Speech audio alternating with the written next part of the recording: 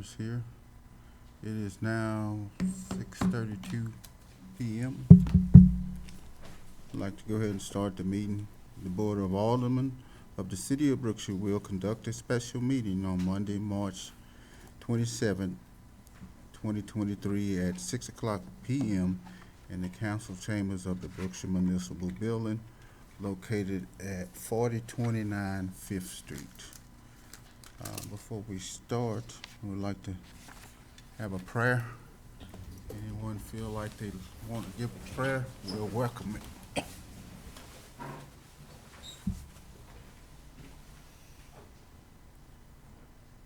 Dear Heavenly Father, we just thank you for each and every person that's here today with us in the meeting. I ask that you just give wisdom and knowledge to the city council members to make the right choice tonight, and bless everyone here at the meeting. In Jesus' name, amen. Amen. Pledge allegiance to the flag of the United States of America and to the republic for which it stands, one nation under God, indivisible, with liberty and justice for all.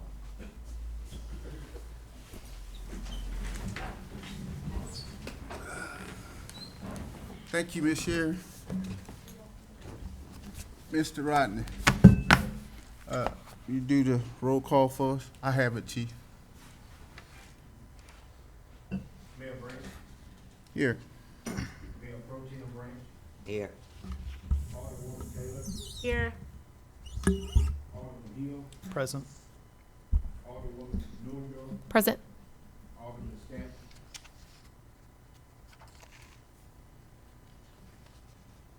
You have the floor, Mayor. Okay, thank you, sir. That'll take care of 1 and 2. Next item on the agenda is public comments. We have one person signed up for that. That is Mr. Tony Pacanelli.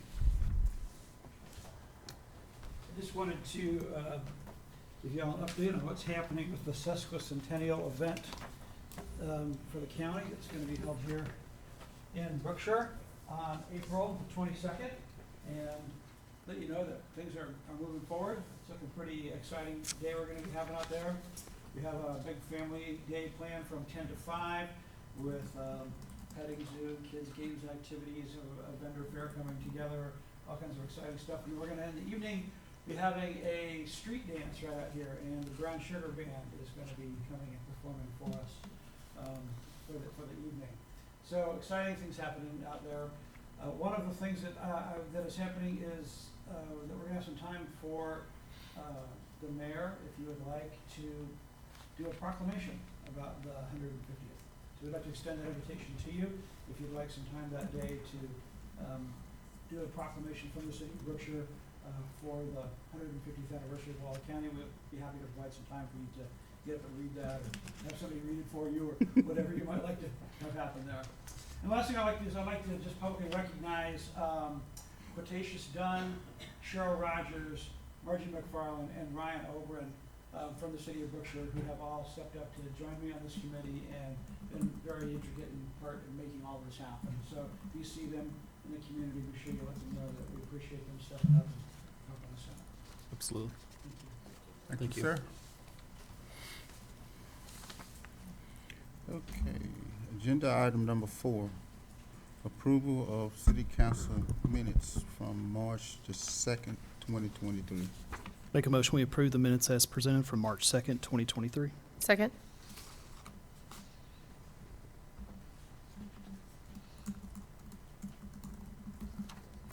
Ms. Taylor. 4.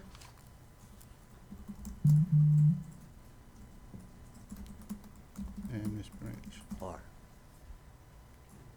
Motion carried.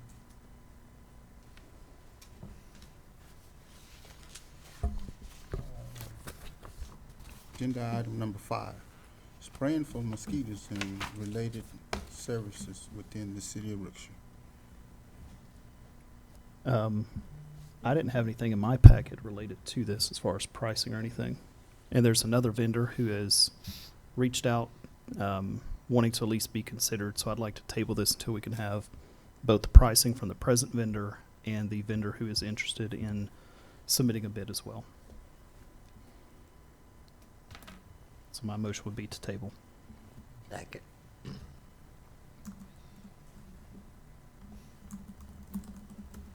Ms. Newendorf, 4. Ms. Taylor. 4.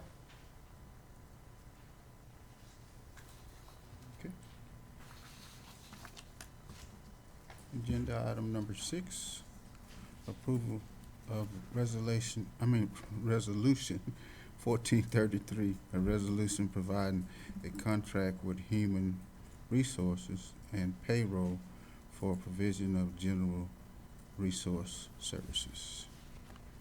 The only technical question I have on this one, and this is for Mr. Pruitt, it says for human resource services and doesn't mention payroll.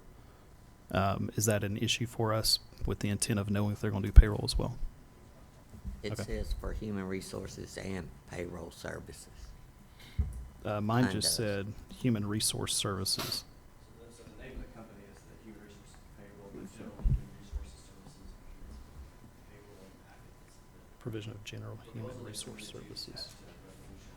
Should say payroll. And you got his contract, correct?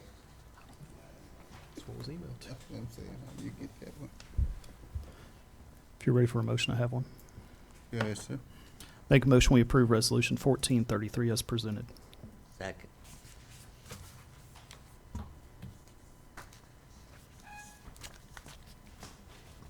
Ms. Newendorf 4.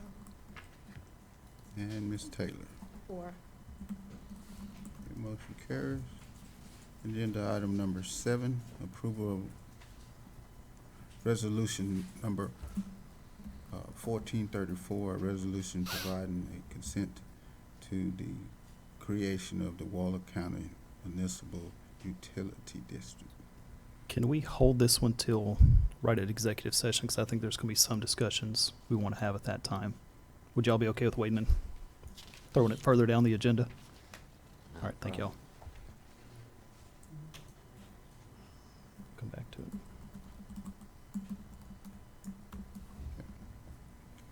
We'll move to agenda item number 8, approval of resolution number 1431, a resolution approving a grant administration service contract for the CDBG Regional COG MOD grant.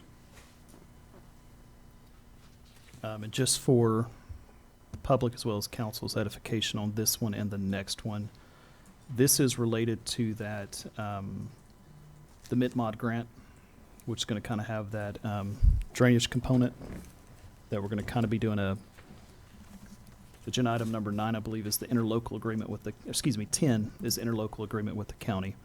So item 8, 1431 will be the grant works to be the grant administrator. Resolution 1432 will be for Belial Engineering to be the engineering service contractor. And then 10, we'll get to that in a second. It'll be an interlocal agreement, and I'll make a note about that when we get there. With that, if you're ready for a motion. Yes, sir.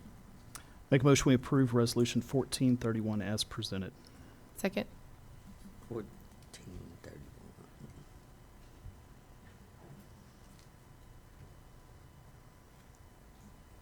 Ms. Taylor 4. and Ms. Branch.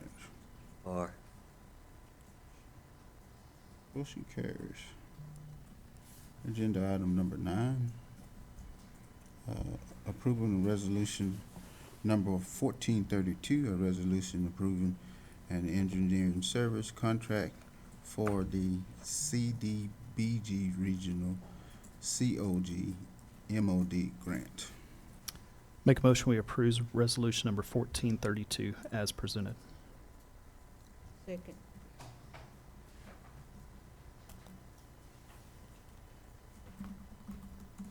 Ms. Newendorf? Abstain. Conflict of interest on this one. I didn't see what she said. Abstain. Oh, abstain, I'm sorry. I was like, huh?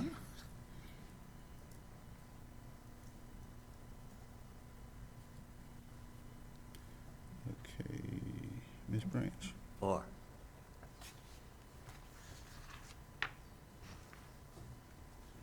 That's it, with 3 or 4. Mhm. Motion carries. Agenda item number 10, approval of resolution number 1436, a resolution approving an interlocal agreement with Waller County to use the CDBG funds for drainage projects. The note I want to make on this, council, is I know there's some discussion early on about the county potentially getting their hands on the funds, but the way these grants work, we'll have our allocation. We have to expend it. We have to, again, we just approved the grants administrator as well as the engineer. We will solely handle that portion of it, and we have a scope that will be within that grant. For the county side, they have their bigger scope, and they have to solely administer all that funds as well. So it will be truly held separate. However, they're asking for an interlocal agreement between us and the county. They have a separate one with the drainage district, and all this will be presented back to GLO as part of the entire package showing the regional support for this grant. So that's why this is on the agenda. So with that, if you're ready for a motion. Make the motion we approve resolution 1436 as presented. Second. Oh, let me pull that back. I would like to make one change, to change from Rodney Gorins to Laketria Glover, since she's the one who's actually handling this stuff in office. Seems more appropriate. She's the one that's signing for the city staff.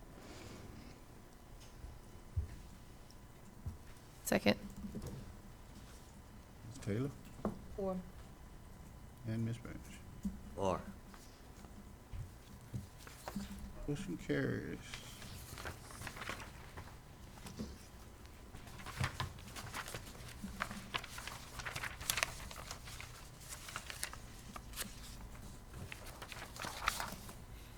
Okay, agenda item number 11. Approval of resolution 1430, a resolution approving a contract with Ardura Group, Inc. for temporary planning service. Got one question for you. Can you offer me concessions in one area? You've got a 10% markup fee on graphical reproduction, travel, deliveries, postage, and everything else. Can we limit that to graphical reproductions? Thank you. So, make a motion we approve resolution 1430 with the contingency of changing that clause to the 10% fee only being on graphical reproduction. Second. Second.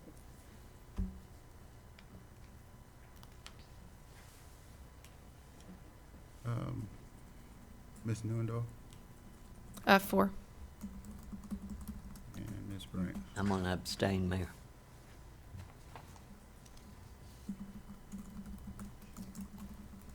Motion carries. We'll move on to agenda item number 12. Approval of resolution 1428, a resolution, No, I'm excited. Go ahead. Sorry. a resolution adopting the city limits map of the city of Brookshire.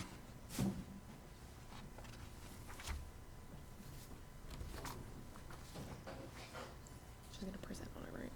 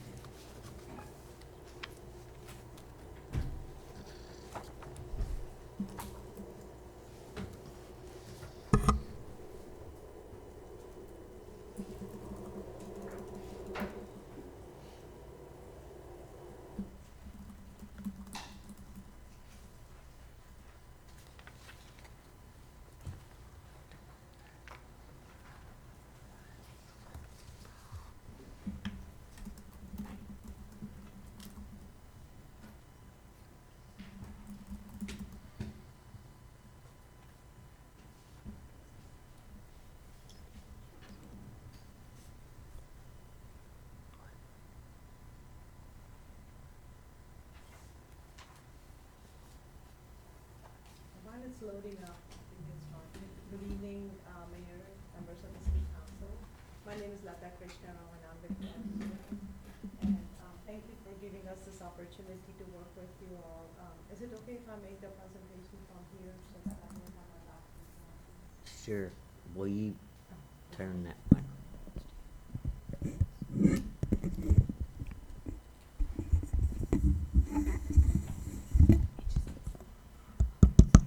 Yeah. So just to give you a brief history, when we first started, we were at, our first task was to map the ETJ boundaries. And at that time, it was a very simple task. We were given the city boundaries by the city. That was what was adopted by the city in 2019. And we did our, based on the statutory requirement, just drew a 1 mile radius and got the map out. And fortunately or unfortunately, since we were also assisting with planning services here, over the course of months, we were sat in a lot of development meetings and came to find out that there was a lot of discrepancy, and we were looking at developments that really were supposed to be in Brookshire's ETJ, but weren't shown as such. And so that's when, I think, after one meeting when I had with the developers here, I came back and removed the map that we had because I was like really worried that that map would be taken as, I was just worried about that it wasn't accurate. And then we got together with Justin, and then that's when this whole exercise started. So we did not, so the second time when we started this work, we actually looked at every annexation ordinance that the city had. So Diana, who unfortunately is not here, but she put in a lot of time, and I wish she were here to really explain the process, but I'll do the best I can. So we were given a bunch of files from the city secretary, and so we went through every ordinance. There is a list of ordinance in your packet now, and made sure that we were able to collect all the information. And typically the annexation ordinance has an attachment which is typically a map and a meets and bounds description. So a lot of annexation ordinances were missing one or the other. For the ones that we did find the meets and bounds, we remapped all of them just to make sure, and then went back to the county, back and forth with the county to see what records they had. So after all that, this list is really like, hopefully summarizes every ordinance that we have come across. And as late as a couple of months back, we were finding more ordinances that were not addressed in any of the annexations before. And thankfully, Justin's office also gave us some more input, and city staff was very helpful in trying to find this information. So what we have now in front of you is our proposed map, and just wanted to go over that as soon as this is, we have it. I thought we had it. Yeah. It's not detecting,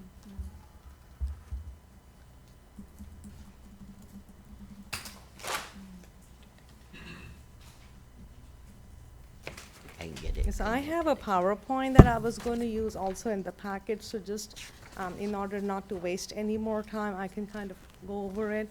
So, so the resolution that you have in front of you is to adopt a basically city limits map. But as I will explain further, and with Justin's input, we'll have to probably take a couple more steps before we get there. So the first slide that you have on page 2 is what the map is going to look like. And so, like I said, the adoption of the map itself can happen only if all the annexation ordinances are accepted and recorded. So, so that adoption of the map is kind of it's a tricky term. You just don't adopt a map. The annexations have to happen for you to adopt the map.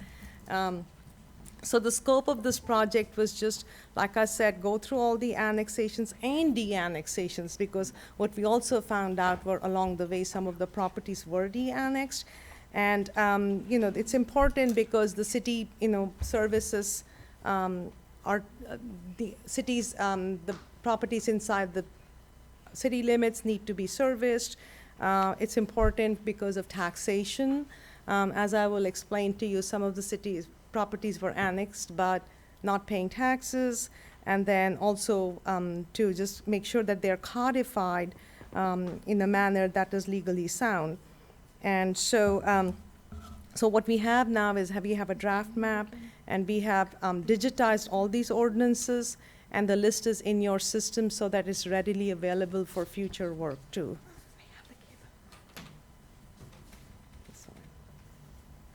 So, just a background for the city. The city was adopted in 1946.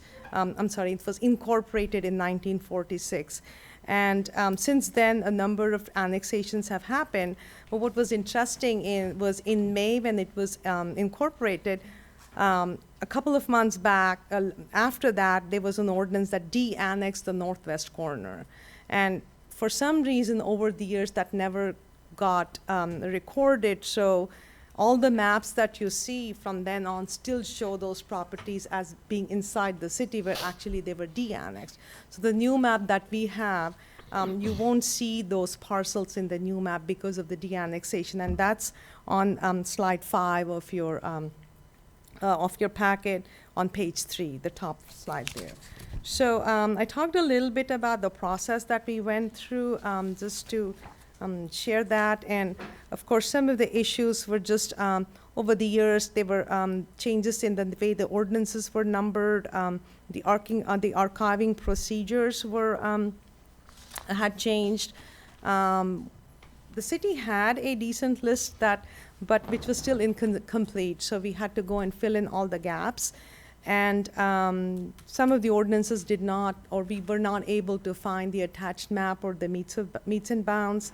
And we still, some of them were not filed with the Waller County. So we just tried to clean up all that.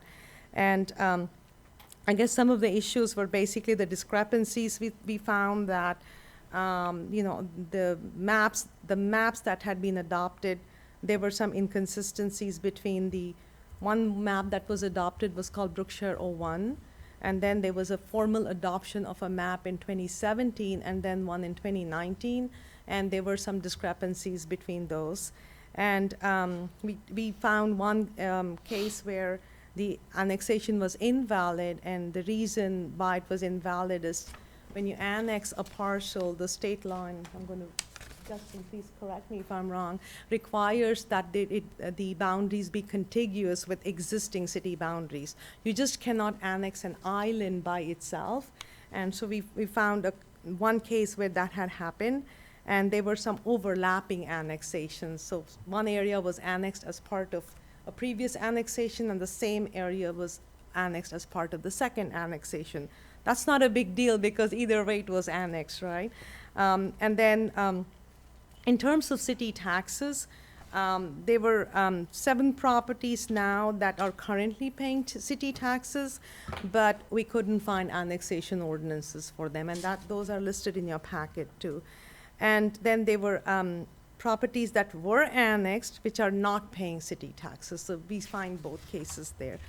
And then there were 3 additional annexation ordinances that were discovered recently, and they were not included in the 2017 map. So just a lot of cleanup, but we thought it's good to document all this for the future too, so that people can understand what was happening.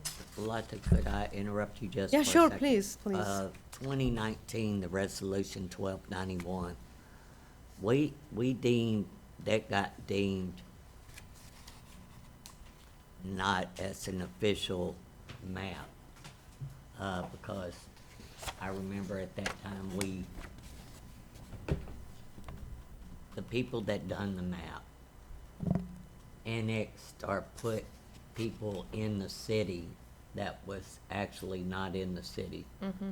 And it caused a whole lot of Election drama.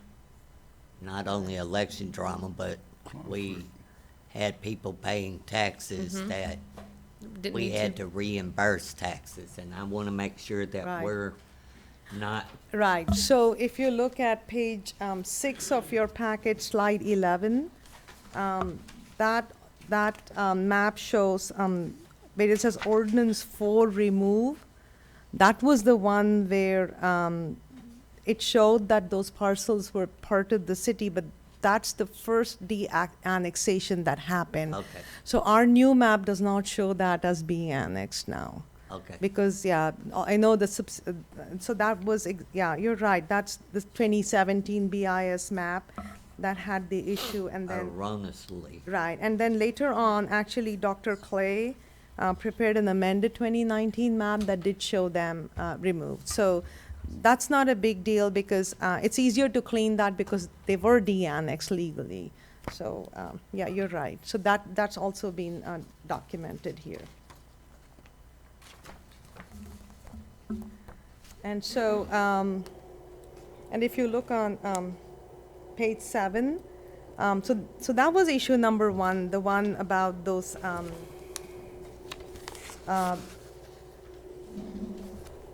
well, so the Brookshire 01 annexation, also,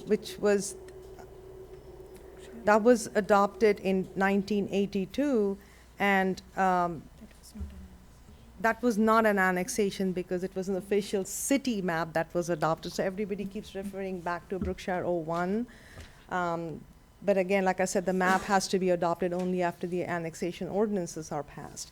And so some of the issues that just are summarized, other than the one that we just discussed about the Ordinance 4 that de-annexed, there were a couple more issues, and just summarizing, if you look at page 7 on slide 13, there were some shaded areas, and that are being taxed by the city of Brookshire, but the annexation ordinance was not found for those, except for one which was part of another annexation. Half of it was annexed.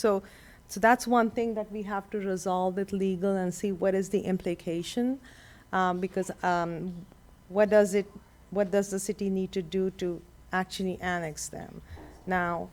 And then since the annexation laws have changed recently, actually 2 years back, and then the issue number 2 was I talked about how island annexations happen, and you can see on that slide that's the property on the north. One sliver was annexed, which doesn't touch any other boundaries. So, so like I said, some of these issues came to the forefront when we started talking about developments that are like between Patterson and Brookshire, right? So, if you look at page 8 on slide 16, you can see that there is an example of how, Patterson is coming, south towards Brookshire, and some annexations have happened, and not only annexations, but incorporation has happened, which is within either the half-mile boundary or 1-mile boundary from the city of Brookshire, which would have been Brookshire's ETJ. So what is not clear is a couple of things need to happen, right? Just to see who really has jurisdiction over those areas. So how the annexation buffers are drawn is it depends on the population of the city. So if the population based on that census is less than 5,000, the ETJ boundary is 1 mile.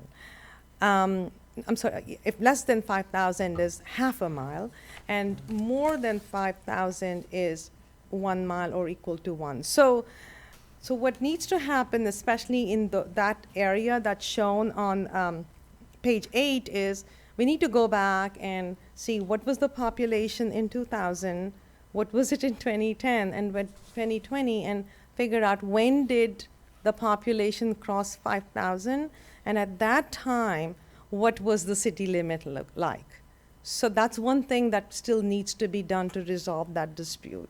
But Patterson cannot take over our ETJ because we were an incorporated city before they ever became incorporated, and they're nowhere close to the 5,000 mark. And I Right. can tell you that Right. that 5,000,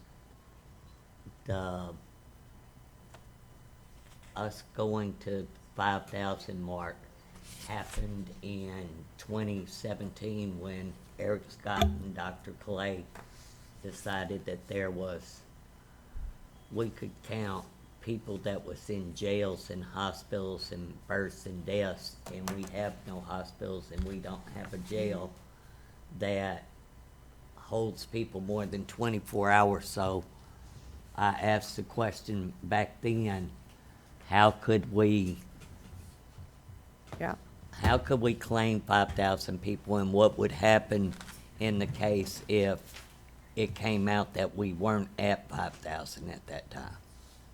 Right, and I guess that's why I think we need to do a little bit more research. It's just that one disputed area, as you can see on slide, it's page 8, slide 16, that it does show that Patterson was incorporated in 1972, and of course Brookshire was incorporated in 1946. So we just have to, and there are annexations that happen in 84, which were, looks like within half a mile of Brookshire's annexation in 83.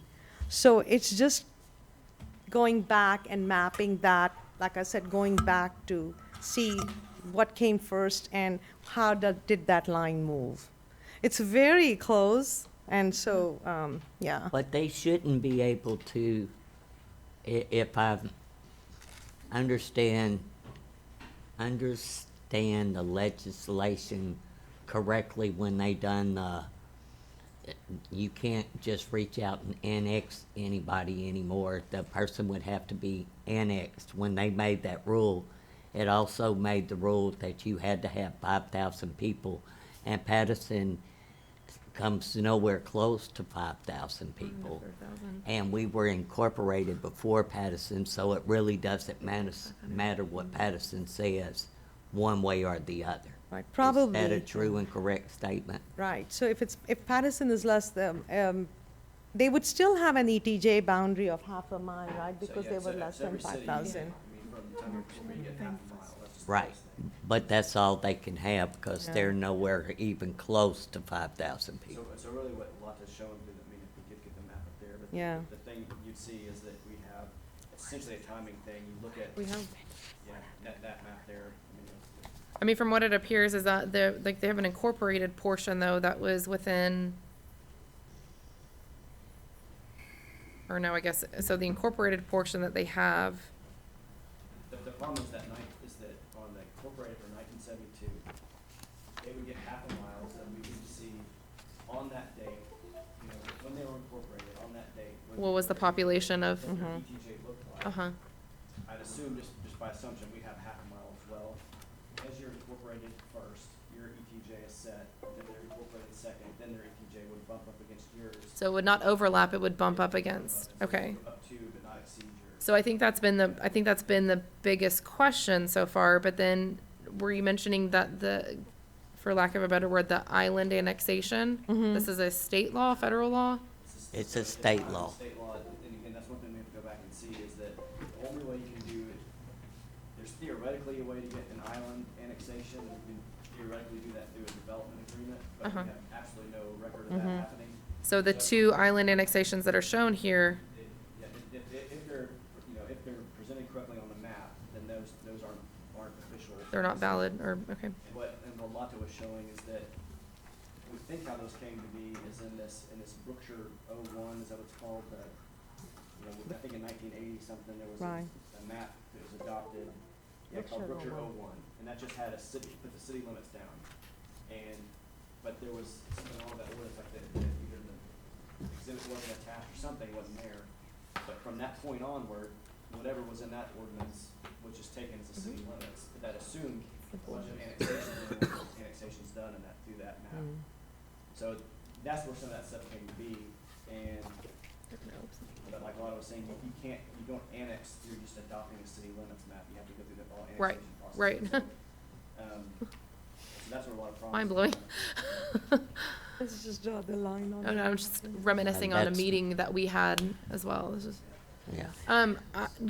so are there, you had mentioned that there's potentially properties though, that were legally annexed that have not been assessed taxes, Yeah. are they going to be subject to back taxes from the moment of their annexation? We have to go back and see what, what kind of services they've got and all that kind of stuff. I mean, and it depends on the way that they were annexed too. They could have been part of a service plan that detailed how they get certain services or not. It just all depends on what's in those ordinances. Okay. The bigger problem that we're seeing is that we just don't have the record for any of that. And so more than I mean, again, don't hold me to this because we don't know there could be some magic file out there we find. But we have to see what action was done by the council at the time and then how that's memorialized in the ordinance. Uh-huh. All that makes a difference. If we don't have anything, then, and there's properties that we have assumed to be annexed that aren't, and we go back to the records that haven't paying taxes, then I think that we can take some steps to actually annex them and formalize that. Okay. If there's properties that we don't have any record of them being annexed and are not paying taxes, We can't go then back. we can formalize that process too. And so, but more than likely, it's not like something we go and we count them all in arrears for however many years they've been. And I don't think that would be fair to the citizen No, and anyway. that was my purpose for the question, was that if we found some sort of documentation that said that they were in arrears, and that they do owe that money, I think that we need to figure out some sort of plan so that we're not slapping somebody with this huge bill and giving them a heart attack. But then if it is something to where we just don't have the documentation, we need to chalk that up to, My bad. oh, yeah, like we didn't follow through, and then figure out some sort of way to legalize it and get it documented so that going forward, we don't have this repetitive problem. But that was my main purpose in asking the question. I don't want to, reach out to somebody that was annexed 20 years ago. Hey, by the way, you're 20 years behind on your property taxes, and that's going to be due, that's not right. No.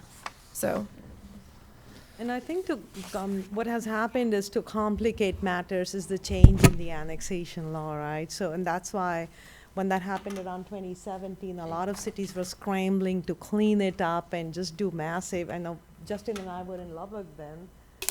We did like 6 city-initiated annexations then just to make sure that some of these things were cleaned.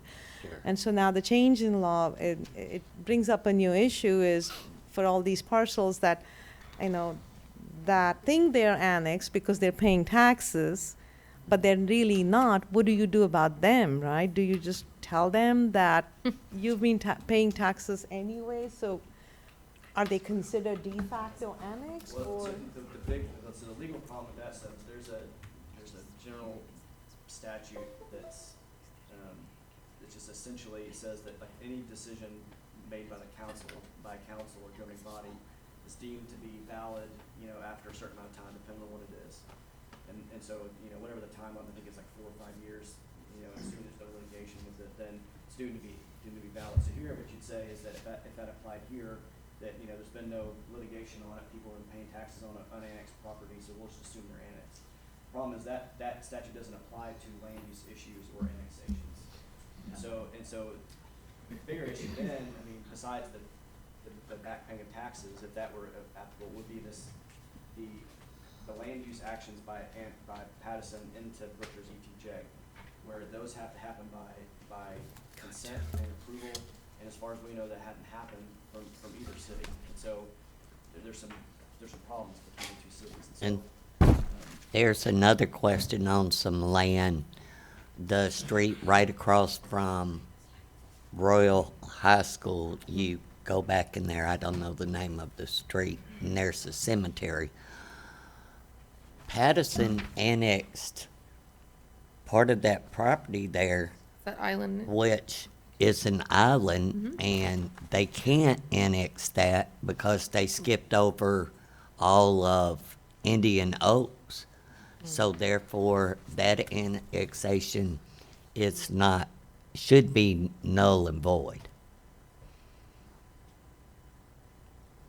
so the map you see there, that's those ones that are circled, those are the areas that through, what was called Brookshire 01, there was a map attached that assumed those things were annexed, and we just have no documentation to show that those were actually annexed by the city. So those portions that are circled are what, And we're are not part of the city. We're talking about the years that Eric Scott was the mayor and we hired a off-the-wall map, or the other council, because I remember I didn't vote for it, a off-the-wall map company that we found out after the fact that we had to repay people taxes because they said that they were in the city limits of Brookshire.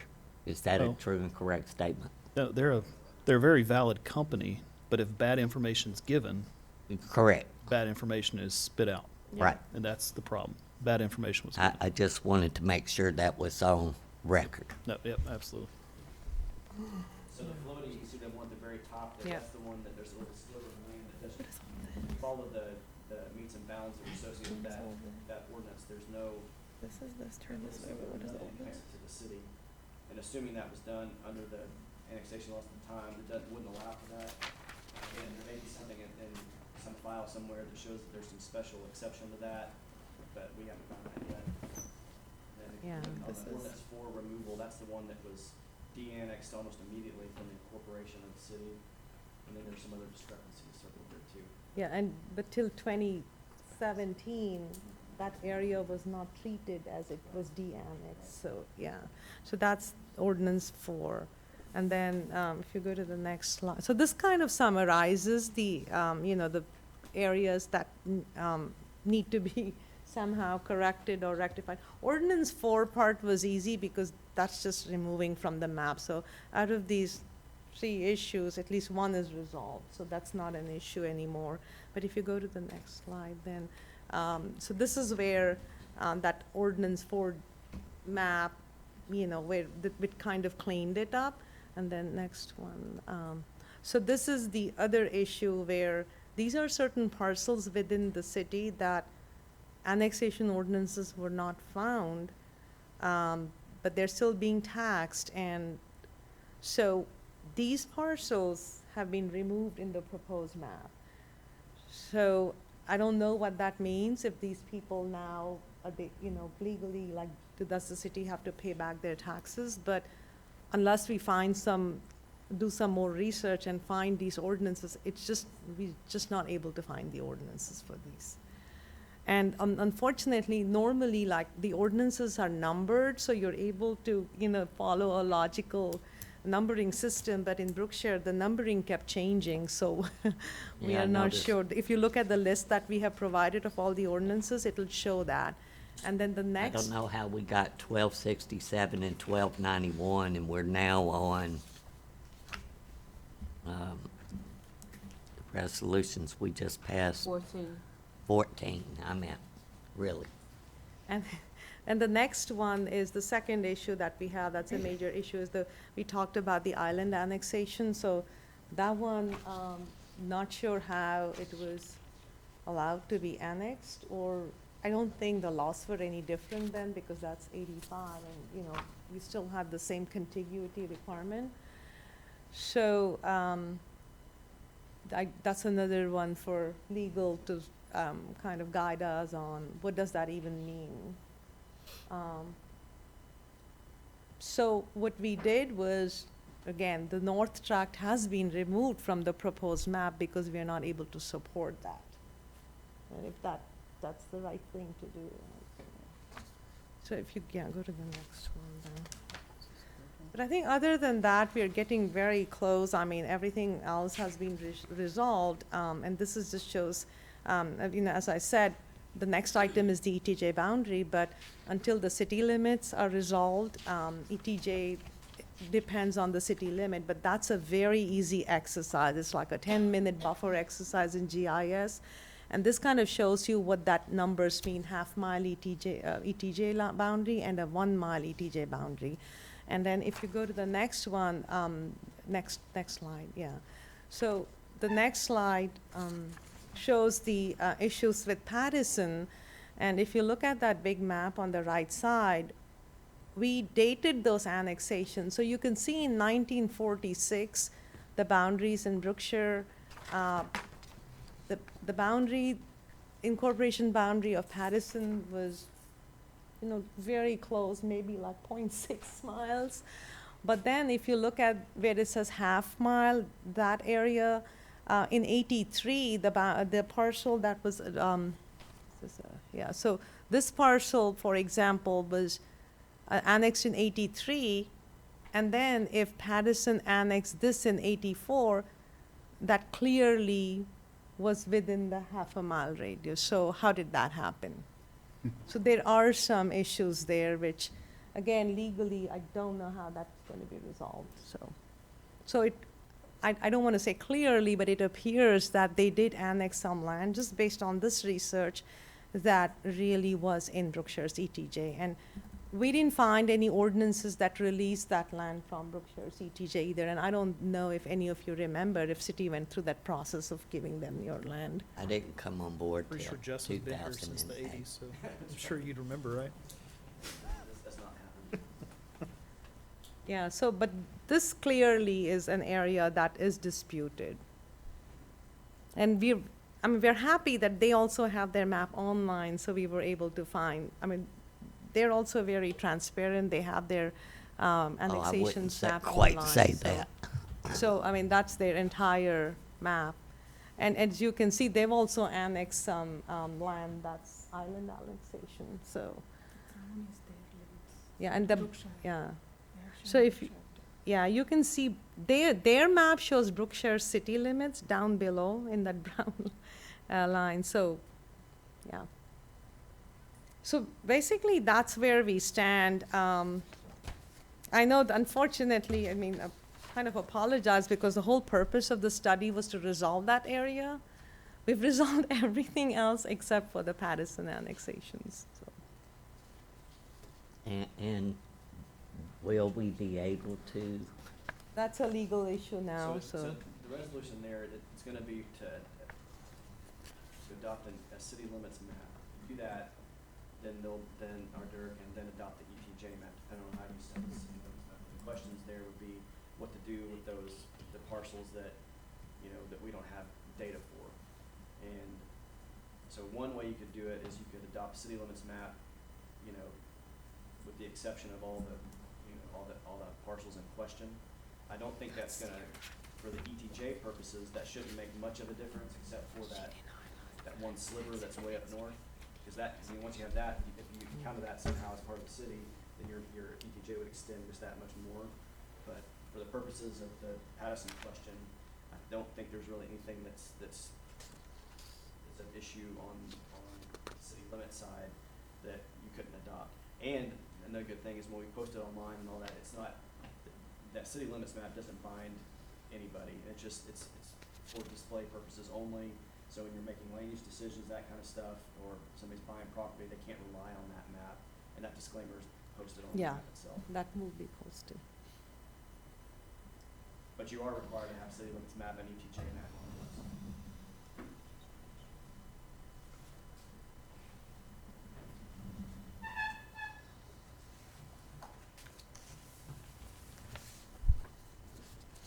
All right.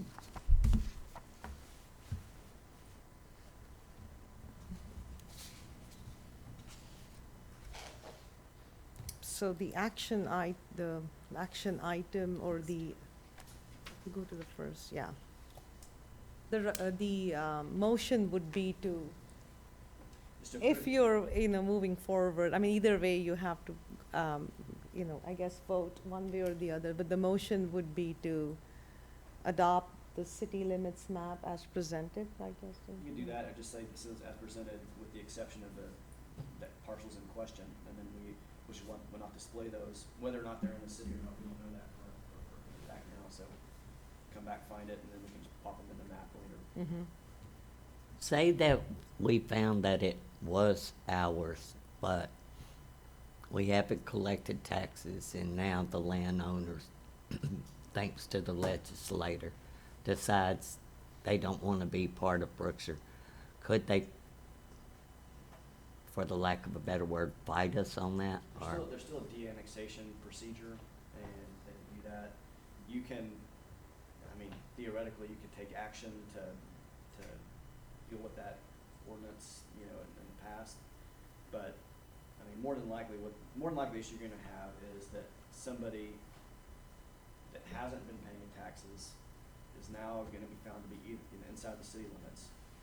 And even if you don't, put them in arrears or whatever, but you start, saying from here on out, we're gonna start doing that, that's where the issue's gonna be, and then it'd be just work with the property owner to move forward. I I think it'd be very awful of us to ask for arrears, and it was unknown to the property owner, but that's just my opinion. But again, adopting the map and putting it on there doesn't take that action. That's gonna be all subsequent stuff that we find. This will be just adopting the city limits now. Well, Mayor, if you're ready for a motion. Asking if you're ready for a motion. Yeah. I make a motion that we approve Resolution 1428, a resolution adopting the city limits map of the city of Brookshire. Second.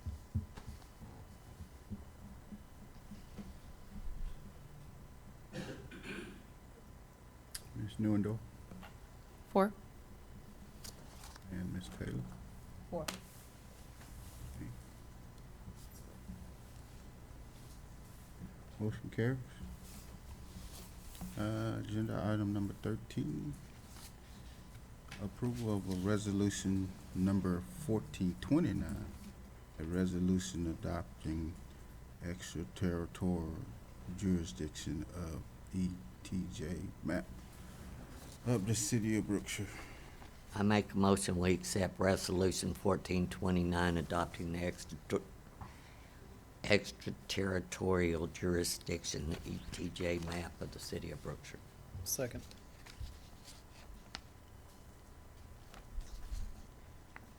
Ms. Newendorf Four. and Ms. Taylor. Four. Okay. Motion carries. Agenda item number 14, public hearing and approval of ordinance number 23-708-15, an ordinance adopting a repeal and replacement of chapter 48 subdivisions of the city of Brookshire, code of ordinance related to platinum and platinum requirements. 724. You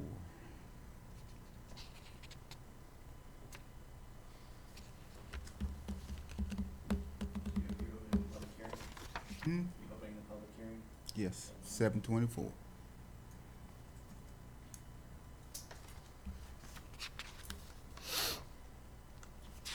If you want, Ms. Walker to present during the public hearing portion.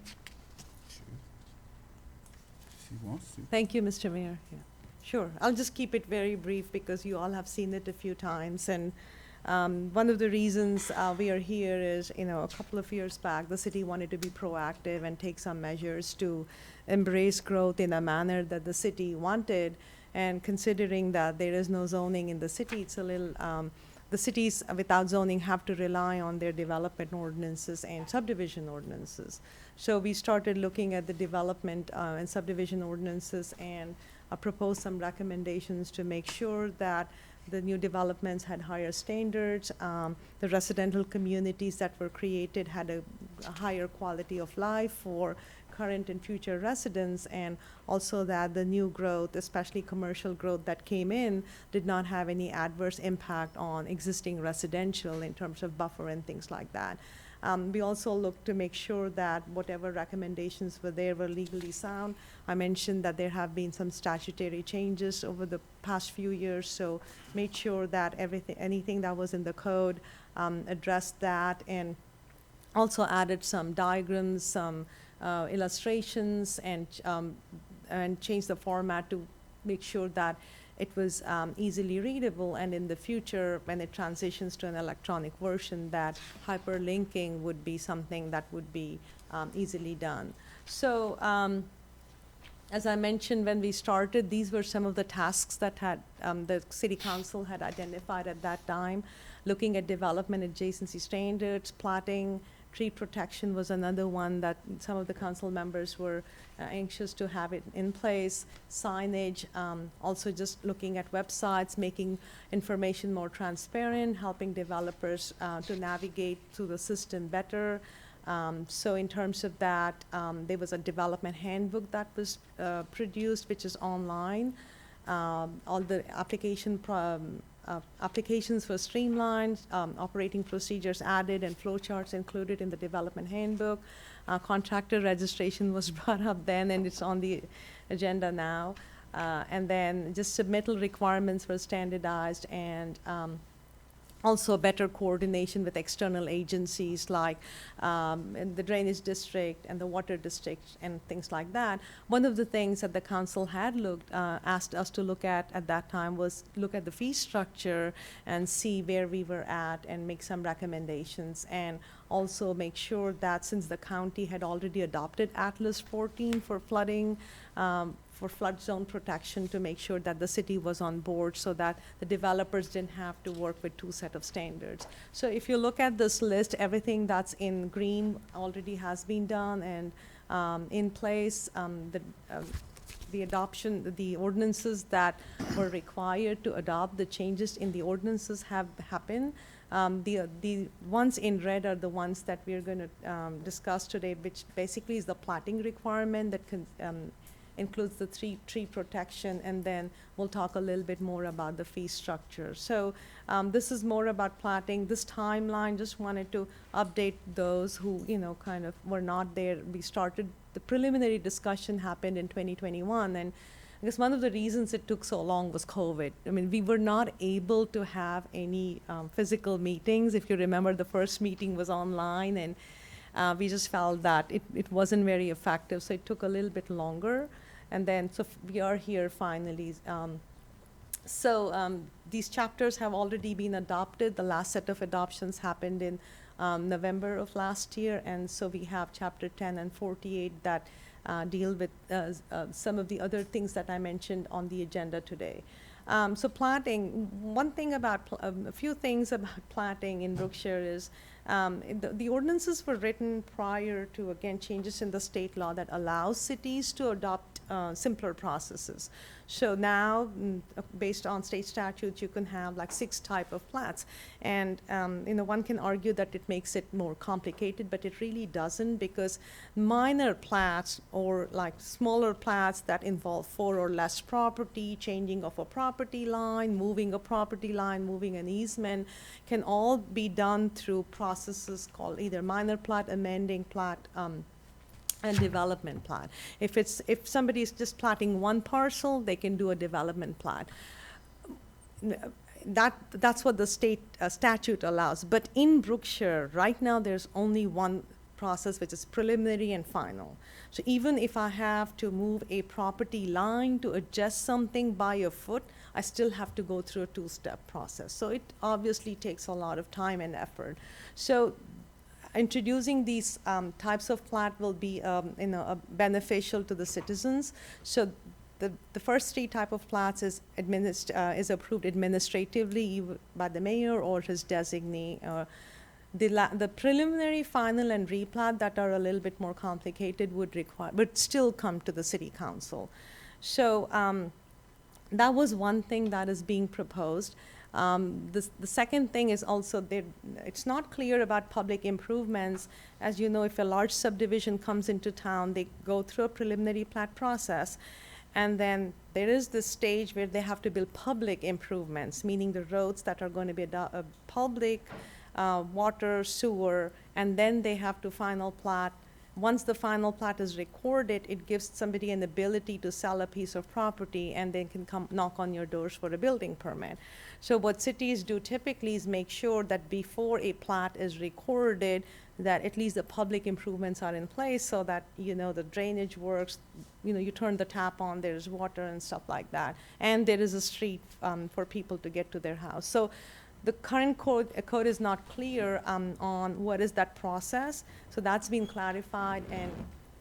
And the other thing was, based on the local government code, what should a plat contain has been also clarified. It wasn't clear what should somebody show on a plat. And the other thing was so if somebody, typically the process, I guess, is you do a preliminary plat for 500 homes, you build your streets, your sewers, then you come and do a final plat, get it recorded, and sell the lots. But sometimes what happens is people want to expedite the process, so there is an option that you can, if once your construction plans get approved, you can put a fiscal surety. That is a surety that you will complete your improvements. You can come still get a final plat, get it recorded, and start construction on site. So, I mean, most of the cities that we work with have that option, so that has been clarified here. It wasn't, I'm not saying it wasn't there, but it wasn't clear in your ordinances. And then since you adopted the thoroughfare plan, the street standards and sidewalk standards have been added from the thoroughfare plan into the platting. Now, the other thing that we thought was important is adding exemptions to platting. And typically, what happens is, right now, the way your code is written is any permit requires the property to be platted. So if somebody just comes to for example, change their water heater, an existing home has always been there, never been platted formally, the first thing the staff will ask is, where is your recorded plat? And the staff is not able to give them a permit because the property is not platted.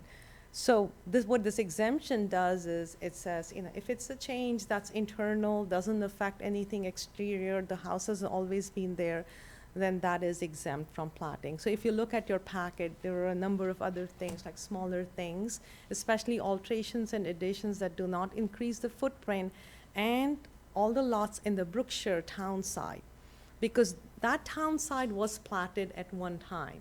And we thought it was just an undue burden to require that to be platted again. So that area is delineated in the map, it's clearly defined, and say that if a lot is being proposed to be used for a single family, again, we're not saying if a Walmart comes in and combines all the lots, they don't have to plat, but especially for single family homes that was in existence in its current configuration prior to 1983. 83 is when the subdivision ordinance was adopted, or was part of the Brookshire town side, then they're exempt. So this is just to help basically small home, smaller lots, homeowners, single family homes, especially where we felt that it was an undue burden because platting is expensive.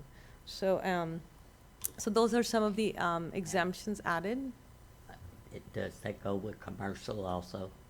Because I know there was a question on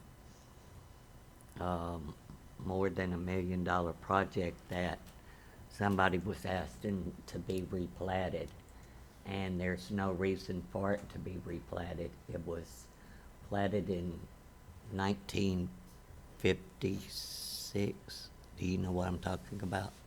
I feel like I should, but I don't recall it offhand. Oh, yes. And so does that affect commercial? It would, especially like the first one says, if it's an existing building on site, and if they're just adding, if not proposing any additions or increase in floor area or any drainage improvements or street improvements, utility extensions, nothing like that. So Or additional parking. if it's an existing building, Mhm. but it needs to be demoed due to age, and they're rebuilding in the same footprint, same slab, the whole 9 yards, would they have to go back for a full replat at that point, or can they be exempted? So based on how it's written now, they're not considered non-conforming at that stage because anything more than 50% is not non-conforming. Mhm. So then at that time, if the entire building is demolished, and if it's a commercial, then they would have to go through the process again, because the drainage laws have changed, the floodplain regulations, things like that. Okay. But building standards have changed too. But if that's something you want to write an exemption, I think the city council can do that. Well, in case by case, we could exempt in this case, correct? We can, Yeah. yes. Okay. You're allowed, I think that's the conservative approach, Right. is not to have that language, but on a case-by-case basis, and- review it. Right, and case by case, you can actually exempt anything in the code of ordinances. That just gives you the ability to look at the merits and Absolutely. demerits, yeah. Oh. One thing that's not, I don't think you put it in here, but they clarified the variance procedure, that it wasn't part of the code, they put it in here, so it's Yeah, Good. clear how to ask for that.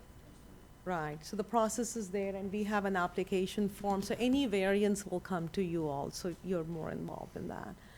And then some other areas of improvement, just adding parkland dedication, and then we talked about how the council was interested in standards to make sure subdivisions, looked nice. I mean, you go through full chair, Katie, you see some of these requirements for landscaping, buffers, subdivision signs, amenities.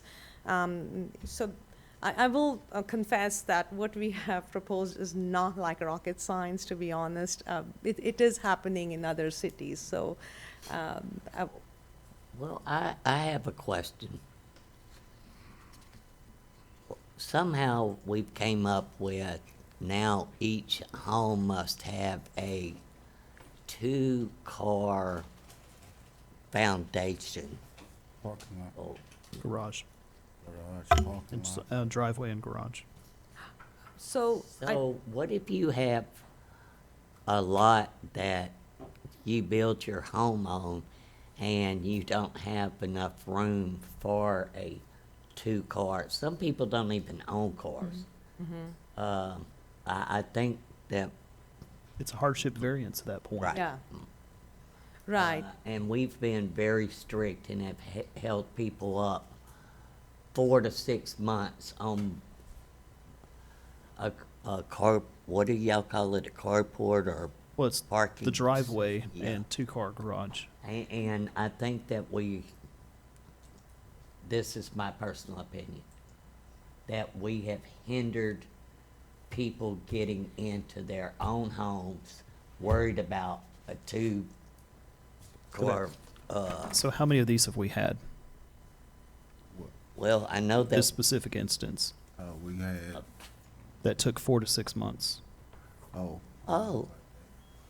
these last houses that we've Right. approved, all of them, and one But they of them could've right gone- now is still not approved due to the fact that the lot's not big enough for the house that was approved, the plans. Right.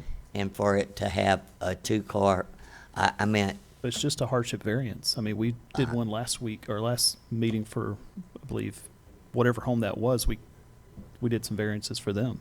well, to hold somebody's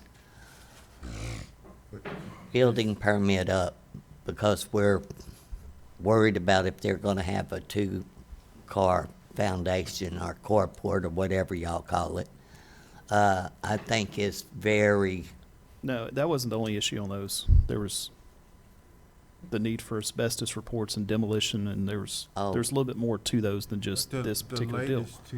The latest one was a location on Second Street that, they was needing the 2-car parking space, and it's just not enough space there. So, are those plating issues though, or those? Those are development not standards? plotting, those are development standards, so, Yeah. I mean, that comes from the parking requirements where it says each single-family house should have 2 parking spaces. I don't think it says it has to be a carport or a garage, it just says paved. And it's up Right. to you, if you want your citizens to pave on grass, I mean, that can be changed. The other issue that we had with recently was what's happening in Brookshire is they're not willing to connect their paved driveway to their paved street right of way. So the apron part, they just want watch to out. leave it open. Now, again, it's up to you all if you want to exempt that. But I mean, it's a problem, well, right? why would we So- get TxDOT involved in some of these? Because some of these houses would require TxDOT to be involved if we connect to the apron. We're making this way too complicated for, and you said it's not y'all, but anyway, whoever's doing the okay of the permitting, it is them. And it's causing a great deal of confusion, and people are waiting to get into their homes, and we're arguing over a 2-car pavement. And I think that that's totally nonsense. And that one over It there, holds up Okay, the but CO. has, Who's giving the recommendation for them to come before council to get a variance? I mean, the purpose of the 2-car pavement is to get cars off the street so that they're passable. And understand Right, but that. nobody was parking on the street, but now we have a house on, did you say Mayor Second Street? Okay. That doesn't have the room for the house. Right, but I mean, like when they're here getting a permit, is somebody saying, hey, this is the residential development ordinance, make sure you get on the agenda for the very next meeting to have the variance heard, I don't and then we think- can move along with it. I don't think that we've had a chance to, I mean, Okay, so how are we holding them up if we've not had the chance to do it? Have they pulled a permit, or where are we at with this one? it's whatever their new name is, and I apologize for not knowing it. It's Gunda. Okay, We can So, make a note, yeah. Just still, it's not in the ordinance that's in front of you, so that's, the only way Yeah. that would be related is if on a plat we're required to show the building footprint. but- No. So plat does not require a building footprint. In fact, we discourage because you don't want it to be vested. right. Plat, the purpose of the plat is just to show the boundaries. And if it's a larger subdivision, to show that the parcel is serviced by water, sewer, drainage, storm drainage, things like that. But typically, we don't even recommend people put any requirements on the plat other than just the boundaries and easements, so. Well, that's not happening. Okay, so, and then again, I just want to make sure we talked about conformance to Atlas 14. Like I said, the county is already using it, so it will all bring Brookshire up to speed and make it more consistent. And so, again, these are some of the snippets. You have the red line version with you so that you can actually look at all the changes and make sure that, again, people understand exactly what is being changed. So, really, I think that was the, I had two more. So I talked about exemptions to platting, just again, making sure that it's not an undue hardship for people if they're making any improvements inside the house, that they have to come and plat the property. And then I know you had all wanted to see a tree preservation ordinance. So this is a tree preservation ordinance as well as a tiered mitigation ordinance. So what it is it's a mitigation combined with protection. So basically what it's saying is if you have a tree that's over 48 inches, which is like that wide, really a big tree. Diameter. Okay. Yes. Then, I was like, yes. hold on. No, that's why I said that's There's why. okay. Yeah. Then this ordinance is not saying they cannot remove it, but they would have to get approval from the city council, just so that you all can look at that tree, because that's called a heritage tree typically, in other places. But anything less than that, people can remove it without coming to the city council, but there is a mitigation plan, which is a combination of payment in lieu of and replacement, and you can see that in your packet too. So hopefully, I know that one of the concerns when I first got here was, the trees were not, there was no incentive for people to not remove trees, and hopefully this will help with that. So, yeah. And then there are some exemptions to the tree plan. If it's in the right-of-way, obviously, they would not have to follow that. If it's an easement, that's required by any utility company. And if an existing tree is within 10 feet of a structure's footprint, then obviously that's it's a danger to the structure, so that can be removed. And again, local government code has a section now that says there's some exemptions written for single and two-family dwelling units. So those have all been added there. So that's the tree preservation plan. Yeah. That was the last slide. If you have any other questions, I'll be happy to answer that. You're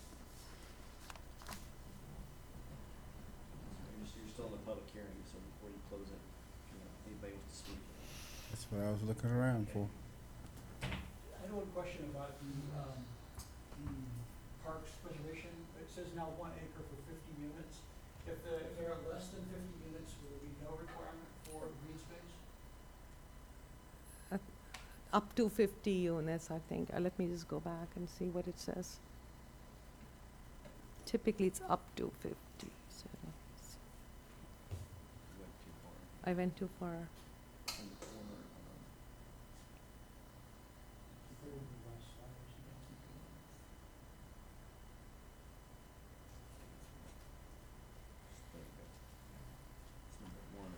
Right, so, We have every 50 residential units.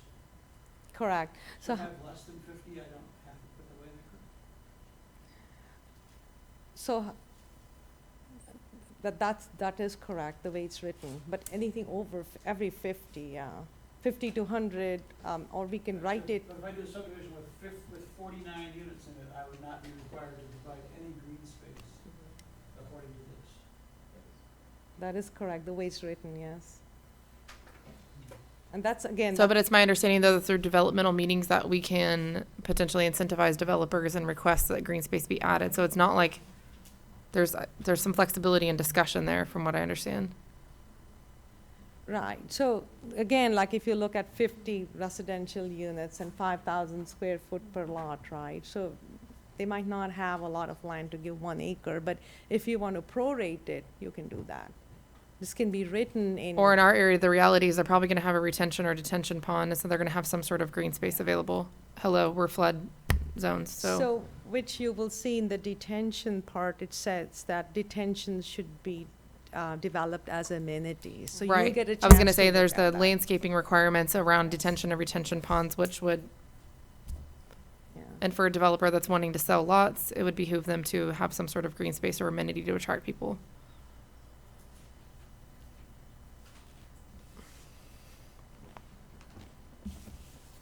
Any more discussion? So, I mean, once the public hearing is closed and if we're moving forward to repeal and replace this at this meeting, my only concern, honestly, and I see the benefits of the tree preservation program, but I also have some concerns with the cost that would be associated with that. I don't particularly want to become like the Woodlands, where if somebody removes a certain number of circumference inches of trees off their property, they have to put those back into it. But just if somebody has those types of heritage trees on their property, if they're going to be required to try and save them, it can become extremely costly by hiring an arborist. And I'm just concerned about that for some citizens. This is going back. Then they come to city council and ask for a variance. Everybody's hollering variance, variance, variance, so we'll just do it that way. Because my question still didn't get answered. What question?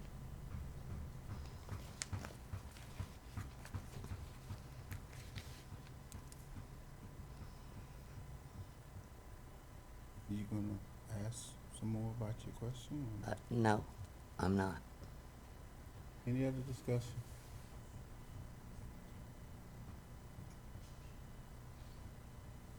Guess not. It is now 7:50. We're worried about trees, but we're not worried about people's being able to get COs because of parking spot.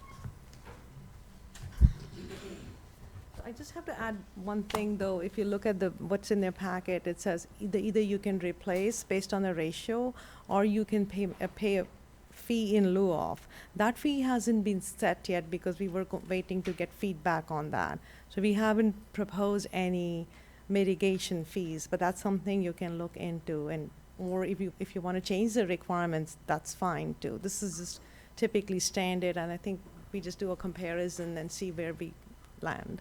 So.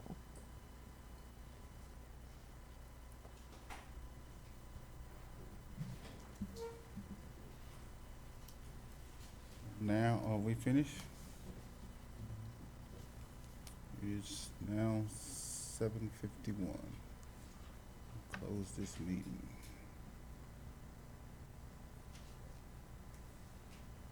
Just that if council takes action to approve it, label draft in your packet, because there are gonna be just non-substantive changes, probably grammatical and formatting that might happen, so just understand it's subject to those changes. Motion? Make a motion, we approve ordinance 23-708-15. Second.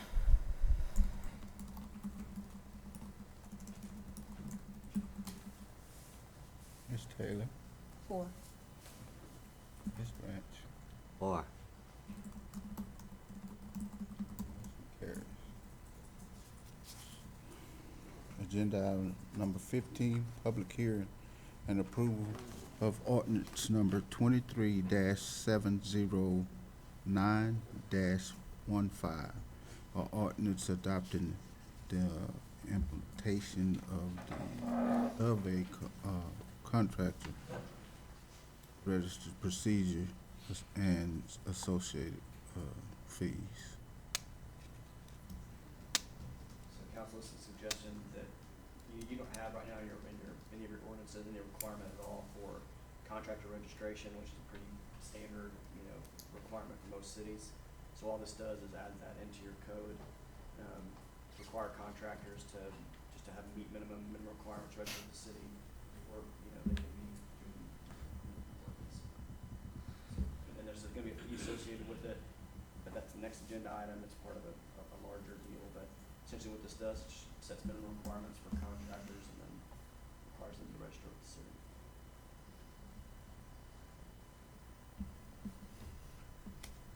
sure is funny that we've been having contractors register and they couldn't do this and couldn't do that in the city. Without registering with the city. I mean, that was part of the standard operation procedures, I believe, for permitting, and all of a sudden, we're acting like we've never done this before. This is to assess a fee for that. Right now, we don't collect a fee. And so staff needs to be implementing that into the system. They need to be calling and verifying insurance. So KB Construction, and I hope that ain't nobody's construction company, decides to do work in the city of Brookshire. Now you're gonna charge me a fee to work in the city of Brookshire. Annual fee.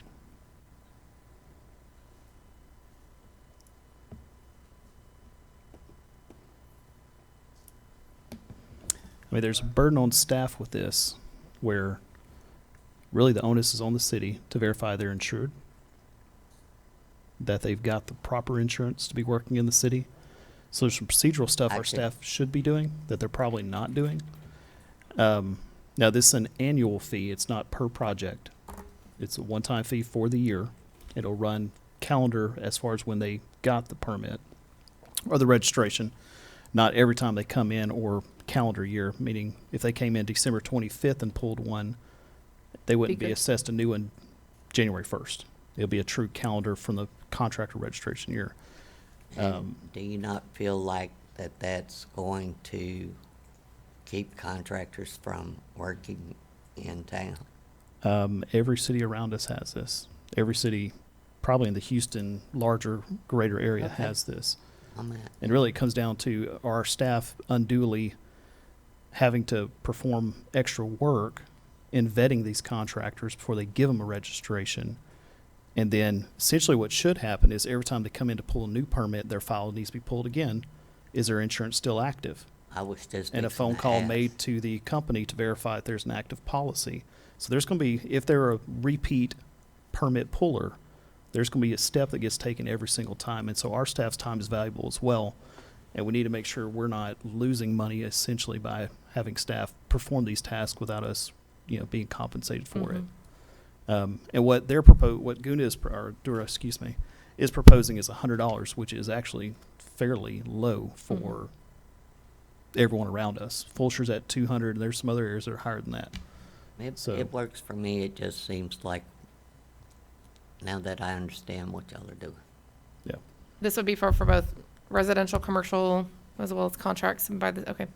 Just so that everyone's aware, there's not state law exemption, this is including your ordinance too, that you're doing, or homeowner doing your own work on your own, you don't have to have this for the Yep. permit, but if it's contractor. Yeah, you're hiring somebody, which is for the protection of other people too. I mean, get on Facebook Marketplace, you can find all kinds of contractors. I say that term loosely, contractors. Do you need to open the floor for the public hearing? Yeah, 7:52. Okay. Any more discussion? Mayor, did you just do a quick public hearing for this, just to, I don't know if you actually did one or not. Did you? 7:52. Sorry,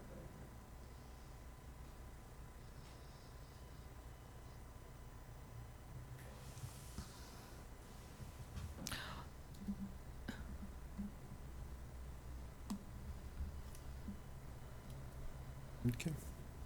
No further discussion, then we're open for a motion. Closing it. Close it at, I'm sorry, 7:57. I move to approve ordinance 23-709-15. Can you amend that motion to be with a fee of $100? With a fee of $100.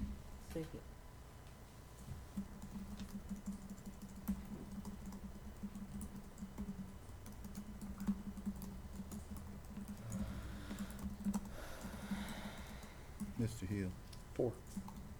Ms. Branch, 4.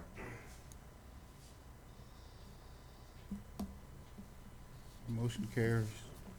Agenda item number 16, discussion and possible action Bless you. regarding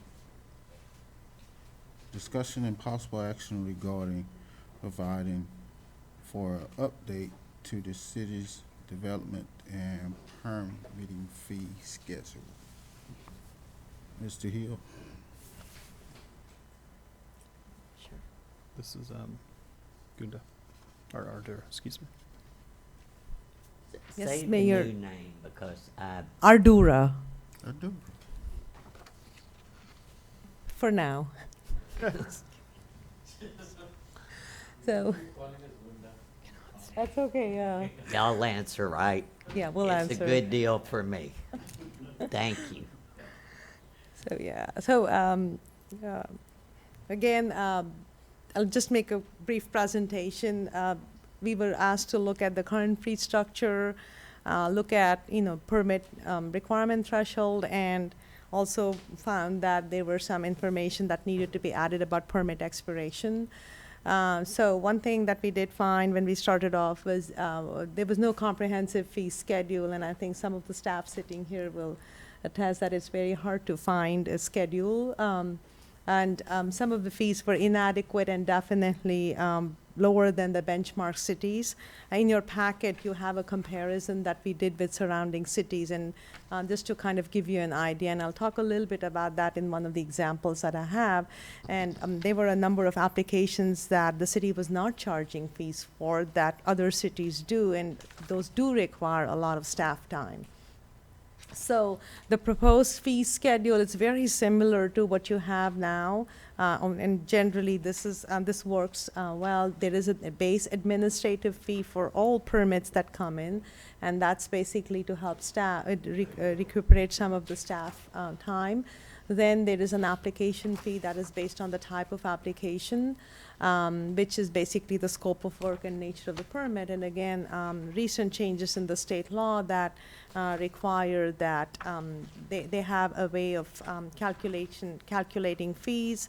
There is a separate methodology for residential and a separate methodology for commercial, and that's where that having that application fee is important, just to make sure that the formulas are based on state statutes. And then in the city of Brookshire, you have Bureau Veritas that does your permit reviews for certain areas and inspections.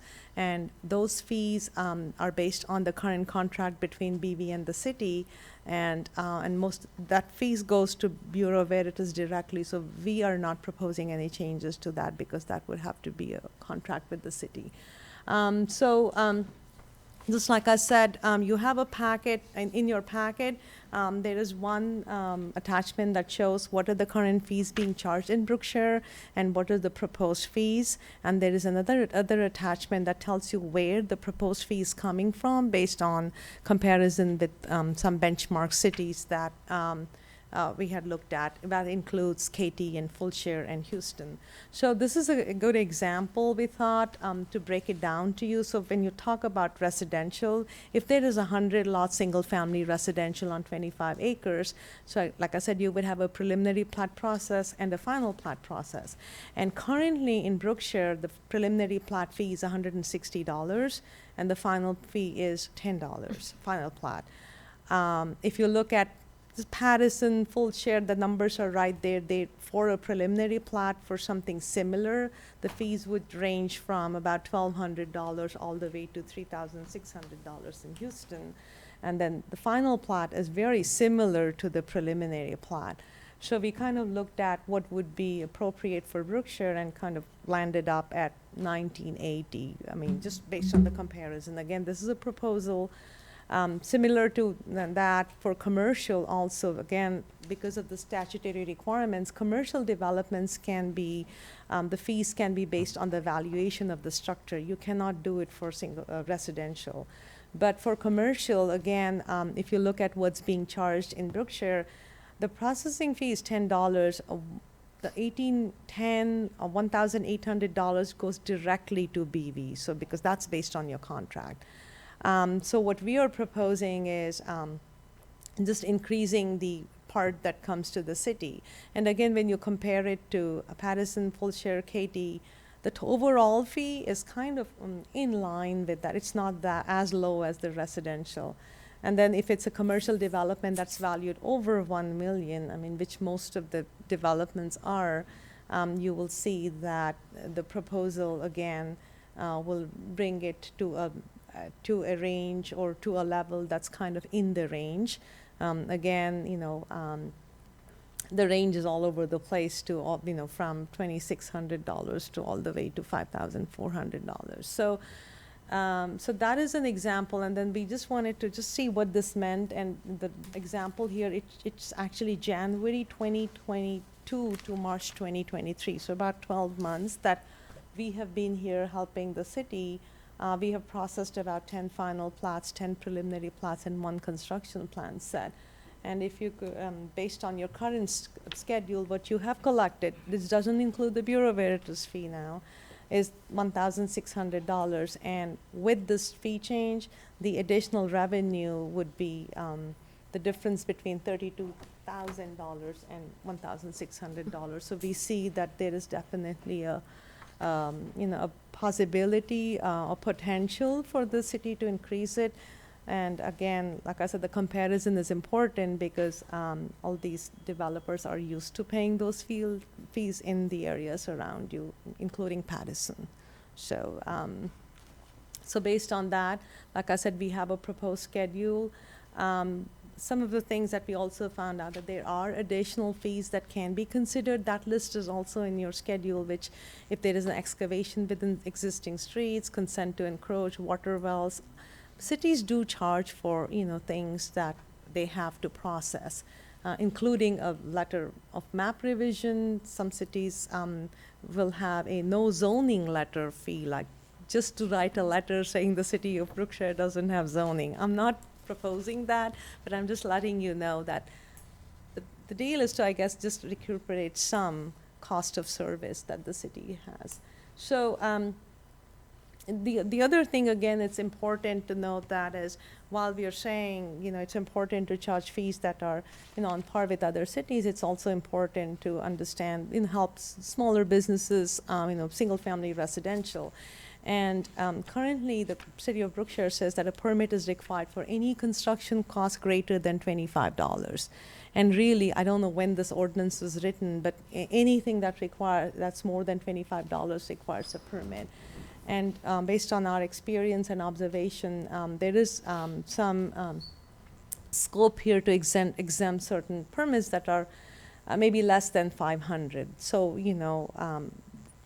like, for example, if you're just replacing some tiles inside your house, that is more than $25. So I think it's important to have that threshold, and so that people understand. So if you're just attaching a window awning or restoring an electrical service or replacing an electrical outlet, those things can be exempt from a permit. So just something to think about. Does that seem low to you? $500? I was gonna say the $500 threshold seems, I mean, I had gutters installed on my house and it was 1,200. Do I need a permit to have gutters? Right, I think, And that was 5 years ago. I would say it's probably $2,500 now. So I guess what happens is it also depends on the type of work. If it's like plumbing, electrical, mechanical, if it needs to be inspected to meet your building codes, right? So life safety becomes an issue. So this Okay. is just a base. So the staff that's handling these permit requests understand that and can provide guidance based on the people who are requesting these. Yeah. Okay. Yeah, I mean, Let's use, for example, the restoration of electrical services under emergency conditions. A T-post is easily gonna run $1,500 to Right. $2,000. so, right, so that would be excluded. And yeah, there is a list in your packet also, if you see. But it's So these are exclusions. but excluded based on the value of $500 or less, right? Right, and actually, and others that could be excluded. I think the slide is not clear, but if you look at your packet, it says, like, yeah. Mm, Because say you're replacing a ceiling fan, the question is, would you Right. like them to get a permit or not? No. A ceiling fan? Right, and that's why those are exclusions, y'all do irrespective of the, Right, but I mean, I'm not being crass. It's an actual brand. A big ass fan is Well, I'm just saying $725 on the cheap end. That's just doing too much. right. But like flooring, I mean, I could replace flooring in my bathroom alone and it'd be more than 500. Right, so again, it's the cost of improvement and the type of work. It's a Okay. combination. Okay, so it's a combination. I just Right. wanted to make Yeah, sure. and that's what is in your packet. Okay. And to your knowledge, do any of our ordinances address already excavation within existing streets or our easements and right-of-ways? No, Is that something y'all could draft for us and get us on the right Yeah. path as far as that's concerned? mhm. I'll make that a future agenda item. You do have something in there now that mentions requires a It's a- bond or a surety if you have a construction project that reasonable, I think it's, I can, maybe top of my head, but something like this reasonably proposed to damage a street or a curb or something like that, there's a certain amount, I think it's $1,000 per issue damage, you're supposed to present that money before you get a permit. Ms. Compion, has the Water District come over here and presented you with a $1,000 bond on anything in the past year? Thank you. So let's get that resolved. I mean, I don't. Yeah, so I think the question is, there is no fee, but there is an ordinance for right. Oh, we're gonna put a fee in place for them. Right, Mhm. but there's an ordinance that tells you what you need to do if you're Okay. doing work I'll in make the that a right of future way. agenda item. So Thank you. fees, yes.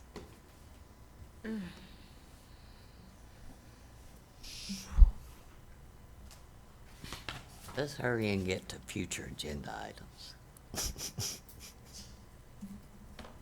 So, yeah, and then the other one was expiration of a permit. Mm-hmm. Again, this is a common one that the code doesn't address, but you have adopted IBC 2018, and some of those requirements are there, but it's been our experience that this needs to be codified also in the city code. So really what we're proposing, as you can see, is basically mirroring what is there in the IBC to keep it simple for contractors. And what it means is any permit that's issued expires in 180 days if they don't start work. And they can apply for extension, and a work is considered abandoned if there is no activity for 180 days. So I know people can still get around it, but there's something in place, yeah.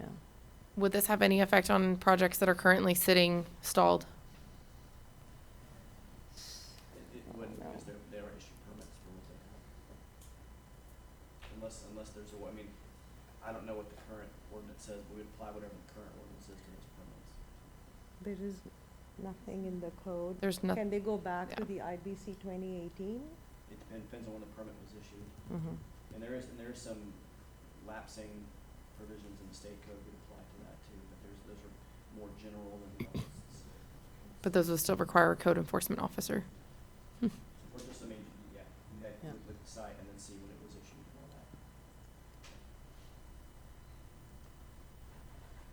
that.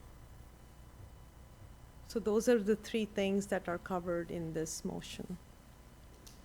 And last question, does this address, let's say a person begins development of a property, pulled a legitimate permit and just stopped construction? Do we have the ability to assess fees to kind of compel them to finish that, especially if it's unfinished? Let's use a house, for example, and they did siding on 3 sides and left the front side with the backer board, For the period of 5.5 years, hypothetically. hypothetically. That's a tricky one. You know, I'll be glad. I wish I had the money. I'd pay for those people's siding because that's not the only house I know. in Brookshire. Mhm. So- But we keep on talking about that house. It's easier if it's a life and safety issue. I mean, no Yeah. doubt about it. But other than that, aesthetics, I have to look at it every day, and Miss Neuendorf undoubtedly makes the block to look at it every day because it's a ongoing. So there's several cities that deal with that, and all cities deal with that issue. And so Mhm. permitting is the first way to get to it, and then there's, like Lotto was saying, there's building standards that apply after that, and so there's ways to get to it. I'm not dealt with a city that has issued fines or has like some kind of financial thing associated with the permit.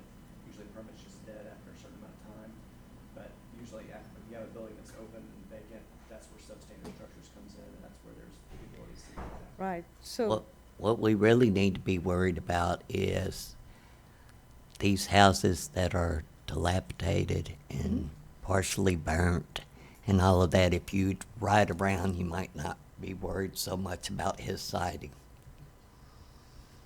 so like Justin said, that's where your substandard structure ordinance comes into place. And so the definition of what is substandard, and then based on if the permit has expired and the work hasn't been done, you can use this section to go after them. But, I mean, at least Brazoria County, I know that, you find them every day, and then finally you get a date in the court, and the judge says, just work with them, and you're back to square one. So what we have found that works is just, friendly compliance, just, because Fort Bend County is a little bit more stricter, but other counties tend to be a little bit more friendlier towards homeowners, and, I mean, they look at the hardship. So, yeah, but this will help you, though, because this will establish that there is no permit, and, right, they can take some action based on this.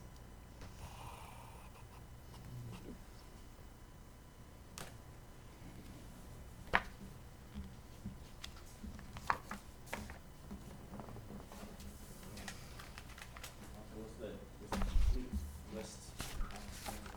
Yes. Yeah, so the fee structure is in your packet. So if you adopt this, then I guess you So adopt yeah, that so fee what I was structure. gonna say is if you adopt the fee schedule as presented, what I'm gonna have to do is go back and, because there's ordinance, each of those is either in your ordinance now or it should be in your ordinance, so it's gonna be more of a comprehensive ordinance change, it's gotta come back for you to match what has been, what you approve. And at that time, if there's other things that you see that we need to add, like has been suggested, like a road closure, permit fee or something like that, we can add that in at that time. Yeah, and I think So one, this won't go into effect immediately. It'll, how many, Well, I mean, I wasn't gonna go through there and do that if work on 80-page ordinance, if you only adopted 2 of them, so, yeah, but if you get this thing done, then we'll, make sure it's fit in everywhere it goes. And then what you'll have is a master list, a fee list on file here, that's gonna be your record. If we ever go back to change any of that, if we make a new fee or something like that, we'll add that into your ordinance to note it, but then the fee list will be updated at the city secretary's office, and we just have that on file. right, and if they do adopt a comprehensive fee list and repeal all the other places that these are found individually, then moving on, you just have one ordinance to deal with every time. You don't have to go and look for others in your code of ordinances, because right now that's a problem, and you can't find a comprehensive list anywhere, so. For budget reasons, Yeah. we're technically supposed to put all your fee schedule, all your fees adopted on an ordinance, and it's, if you don't have any listed, or you don't have a comprehensive fee schedule, it makes that really difficult. Okay. So what would be the action coming out of I tonight? mean, you can approve that fee schedule as presented, and then I'll rework that into an ordinance form to be adopted.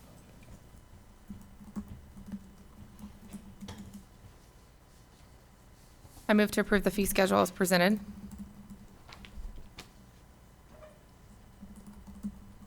Second.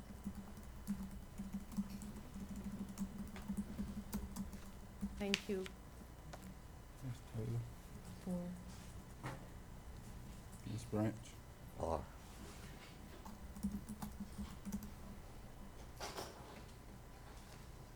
okay, motion carries for item number 16. Agenda item number 17, approval of resolution number 1435, a resolution providing for the police department salary and incentive pay structure adjustments. Mr. Hill. Where did Chief Miller?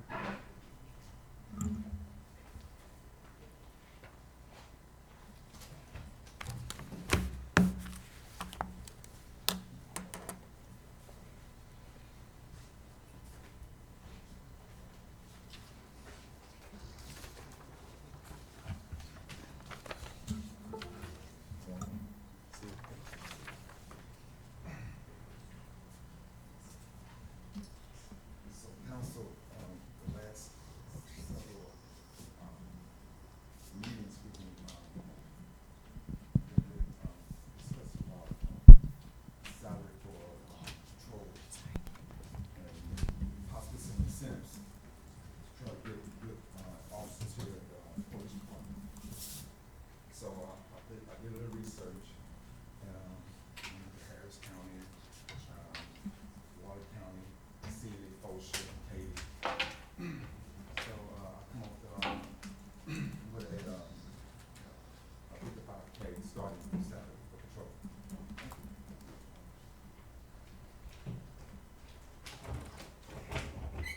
not working. Should be on. So, I started this, I believe a competitive starting salary. Right now, we're around 51, 52, and I think the starting, competitive salary at 55K would be at least competitive with our surrounding, law enforcement agencies. And, most of the, police departments, they are paying, some type of incentive to try to keep the officers there. So for like intermediates, advanced, and masters, they get a monthly salary. Same thing for the communication, for the dispatchers, they get, some type of, intermediate, advanced, or masters, intermediate pay.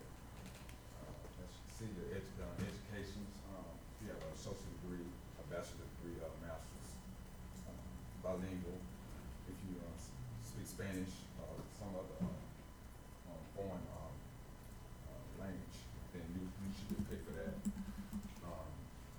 For the officers that's training, the officers that come in, FTO, field training officer, they should get, they would get, $100 more a month. So you're speaking $100 in a month, you're not speaking about a whole bunch of money on that.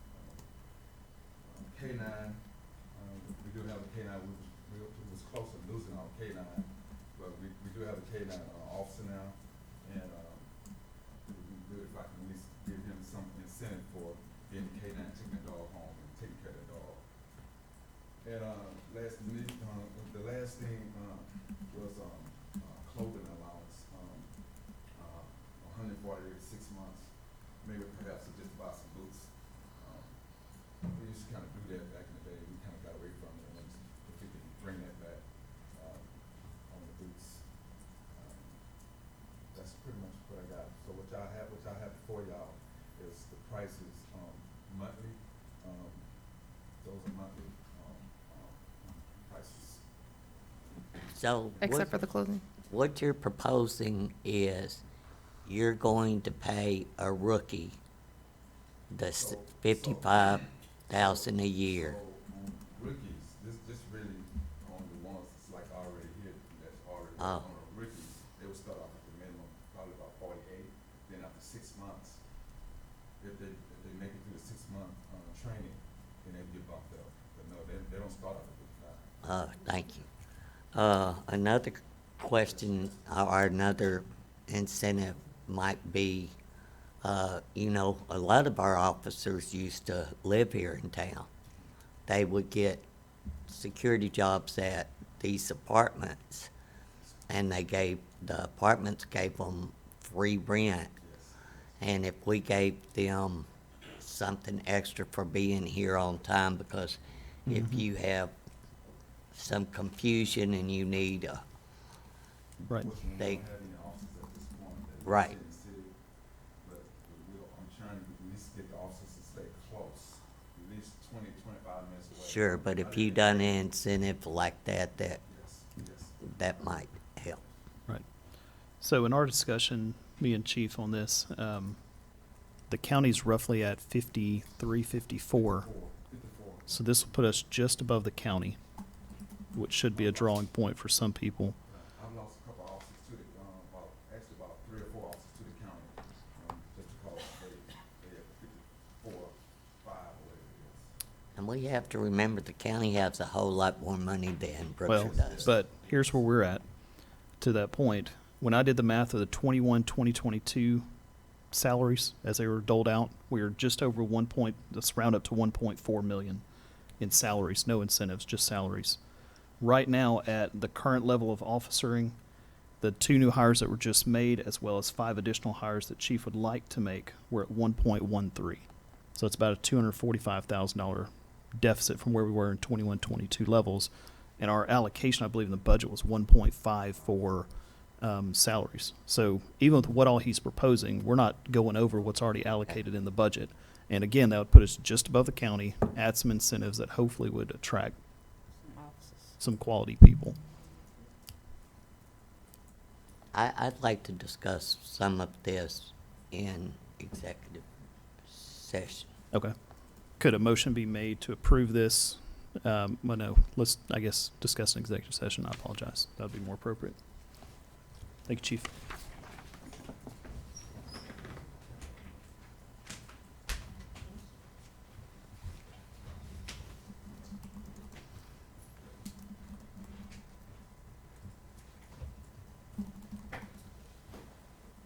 Okay, we'll move on and we'll discuss this in executive session.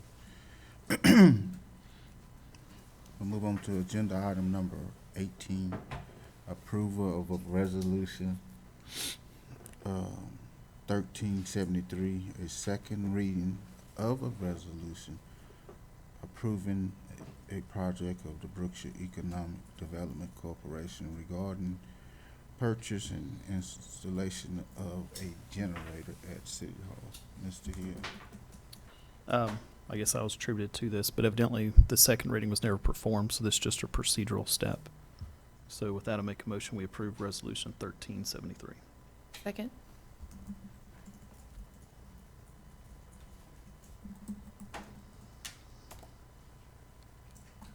Ms. Taylor? 4. Ms. Branch? Or, Motion carries. Agenda item number 19, update on posting of the position of city engineer. Staff has the engineering qualifications, and then I think there's 2 versions of that, they're compiling that and get posted. who has, City staff, Keisha, and I think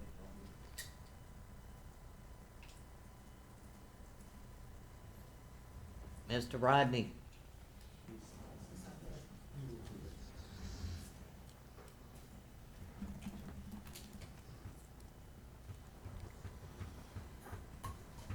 Moving on. I mean, if we don't have an update, we don't have an update. No action taken. Can we table 20 till after executive session? Mr. Rodney's back.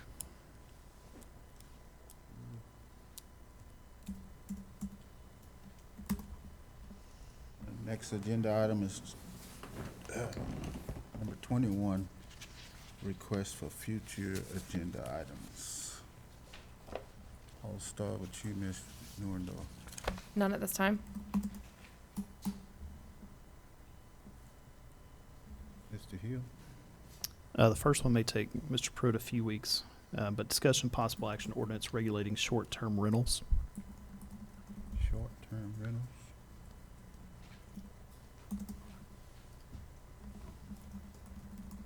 Did you roll your eyes, Mr. Pruitt? He knows what I'm talking about already. Okay. Do the you want next one. Airbnb and Verbose? Yeah. We're not trying to be Airbnb utopia here.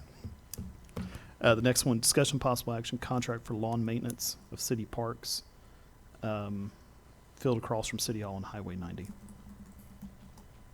Repeat that again. Discussion possible action contract for lawn maintenance of the city parks, Lawn field across from City Hall and Highway 90. Second.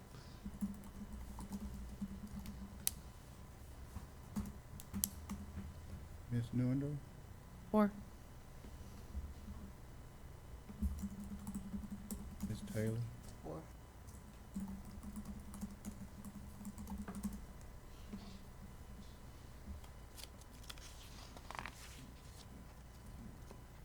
Okay, any more, sir? And this next one, Mr. Pruitt, I don't expect on the next one as well, but discussion possible action ordinance requiring permitting for excavation and modifications to our right-of-ways, easements, and streets with allowance for permitting fees. Second.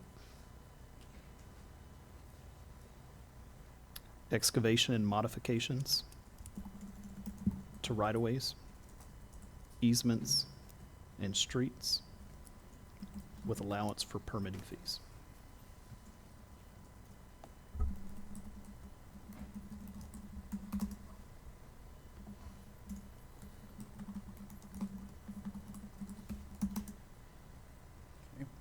All I got. Is there gonna be a second to this one? Second.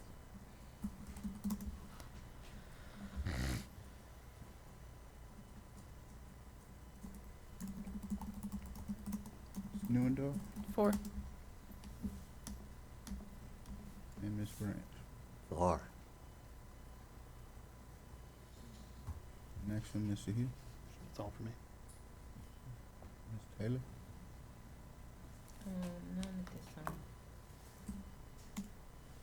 I have one, but I need to discuss it with Mr. Kelly first to see if we can contact some people. Ms. Branch. We usually have a spring cleanup, usually in March, and we miss that, and so I'd like to request a discussion and possible action on picking a date in April for a spring cleanup. Second.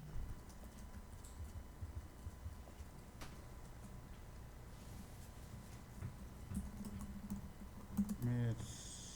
Newendorf 4. and Ms. Taylor. 4.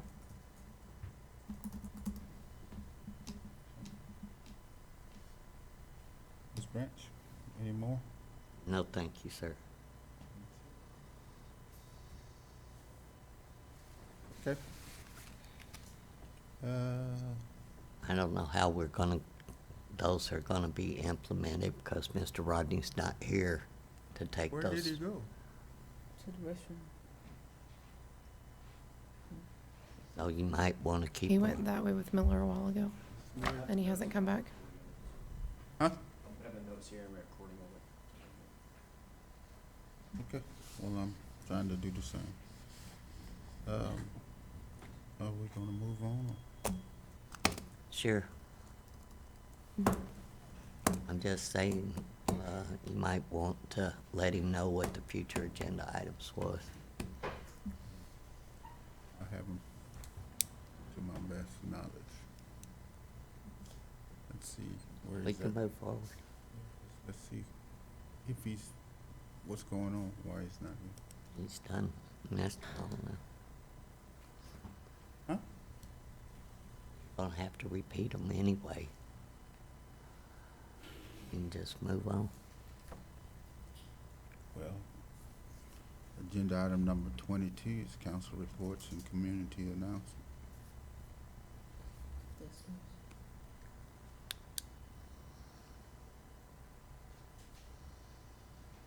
None for me. At this time.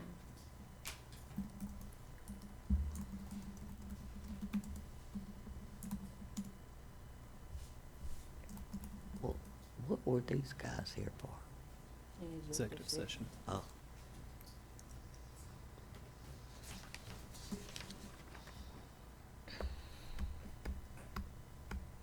Okay. Agenda item number 23 is the executive session. The city council will meet in a closed session pursuant to Title V, Chapter 551 of the Texas Government Code for the purpose of consulting with legal counsel, the deliberation of real property, deliberate to purchase, exchange, lease, or value. Hope ain't nothing wrong with it. What? And then C is deliberation on personnel regarding appeal, appointment, evaluations, reassignments, duties, discipline, dismissal, and that's it.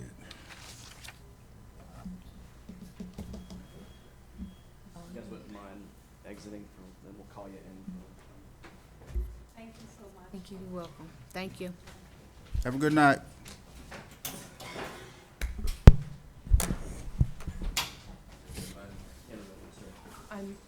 I'm running off of like 3.5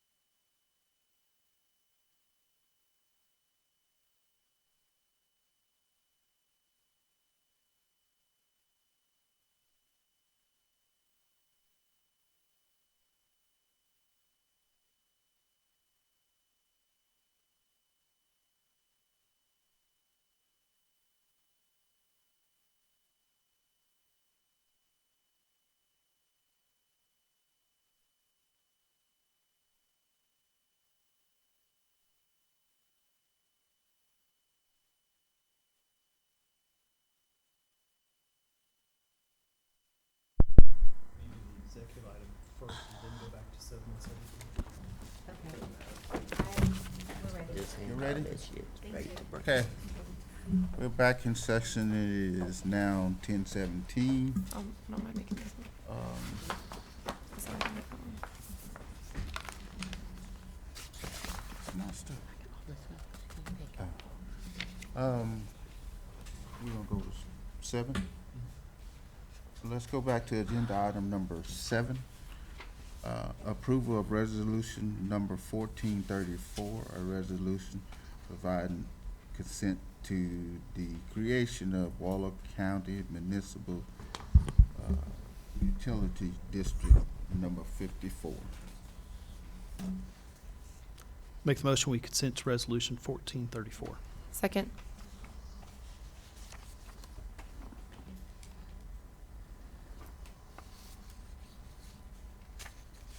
Ms. Taylor? You're supposed to be clapping. Oh, You ain't you're got the waiting on the last one yet. vote yet. I'm sorry. Pass, yeah. And Ms. Branch. Wait, I'd Or- like to rescind my vote. So you didn't hear my 4. Nah, I did hear you 4. I'm messing. Oh. I'm talking about him, not. Okay, motion carries on that. Good luck. 20. Thank you. Adios. 17. Oh, was that one 17? Oh my God. Oh, Jesus. Okay, the Agenda item next number 17. one we'll be doing is number 17. Approval of resolution number 1435, a resolution providing for the police department salary and incentive pay structure adjustment. Mr. Hill? I move to accept resolution 1435 with the exception of the chief, captain, lieutenant, and communications incentives. Second. Communications, correct? Correct. And Mr. Hill, your voice changed. That's what I just said. Hey. It works. Did we caveat that at the discretion of the mayor? Yeah, and then all that, I mean, it's gonna be. It'll be in the next resolution, never mind. We have to bring it back. It's gonna be a subsequent ordinance, so it'll. Gotcha, okay, perfect. Mr. Hill? 4. Okay, Ms. Taylor? 4. A motion carries on that. And then, We didn't address number 20, oh, but I make a motion to table invoice payments and reports to the next agenda. Second.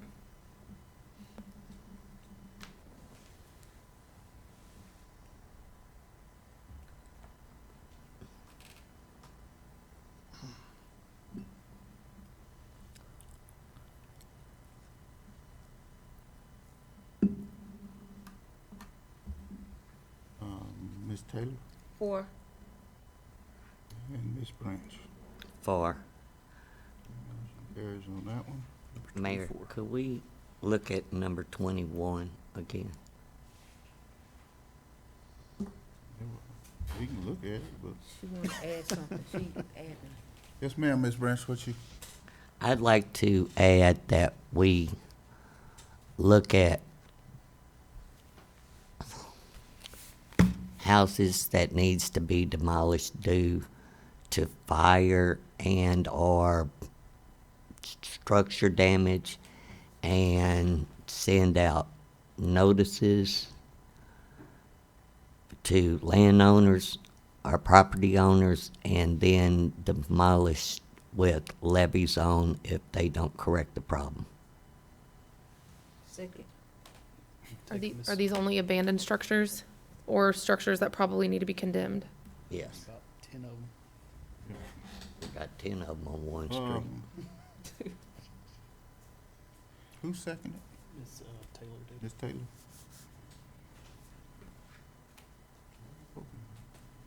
That should keep you busy, Mr. Kelly. That's why they. Okay, This one you talked about. Mr. Hill 4. and Ms. Newland. Or Okay, motion carries on that. Well, now we're back to 24. 20, oh, you ain't finished 23. Oh, that, I got you, Yeah. dummy.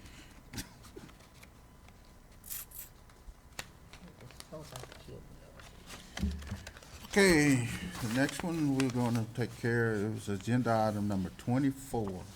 Discussion and possible action regarding items discussed in executive session, if needed. Make the motion, we accept the resignation of Officer Glendon Arnold. Second. Take Ms. Newendorf.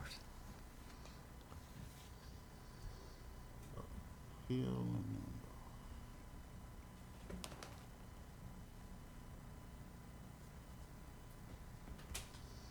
Ms. Taylor 4.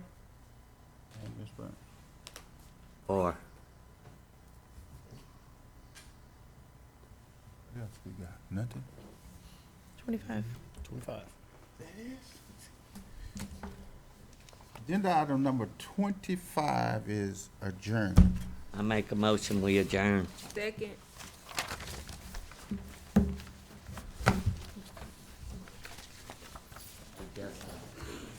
Can you give me a copy, the mayor's copy of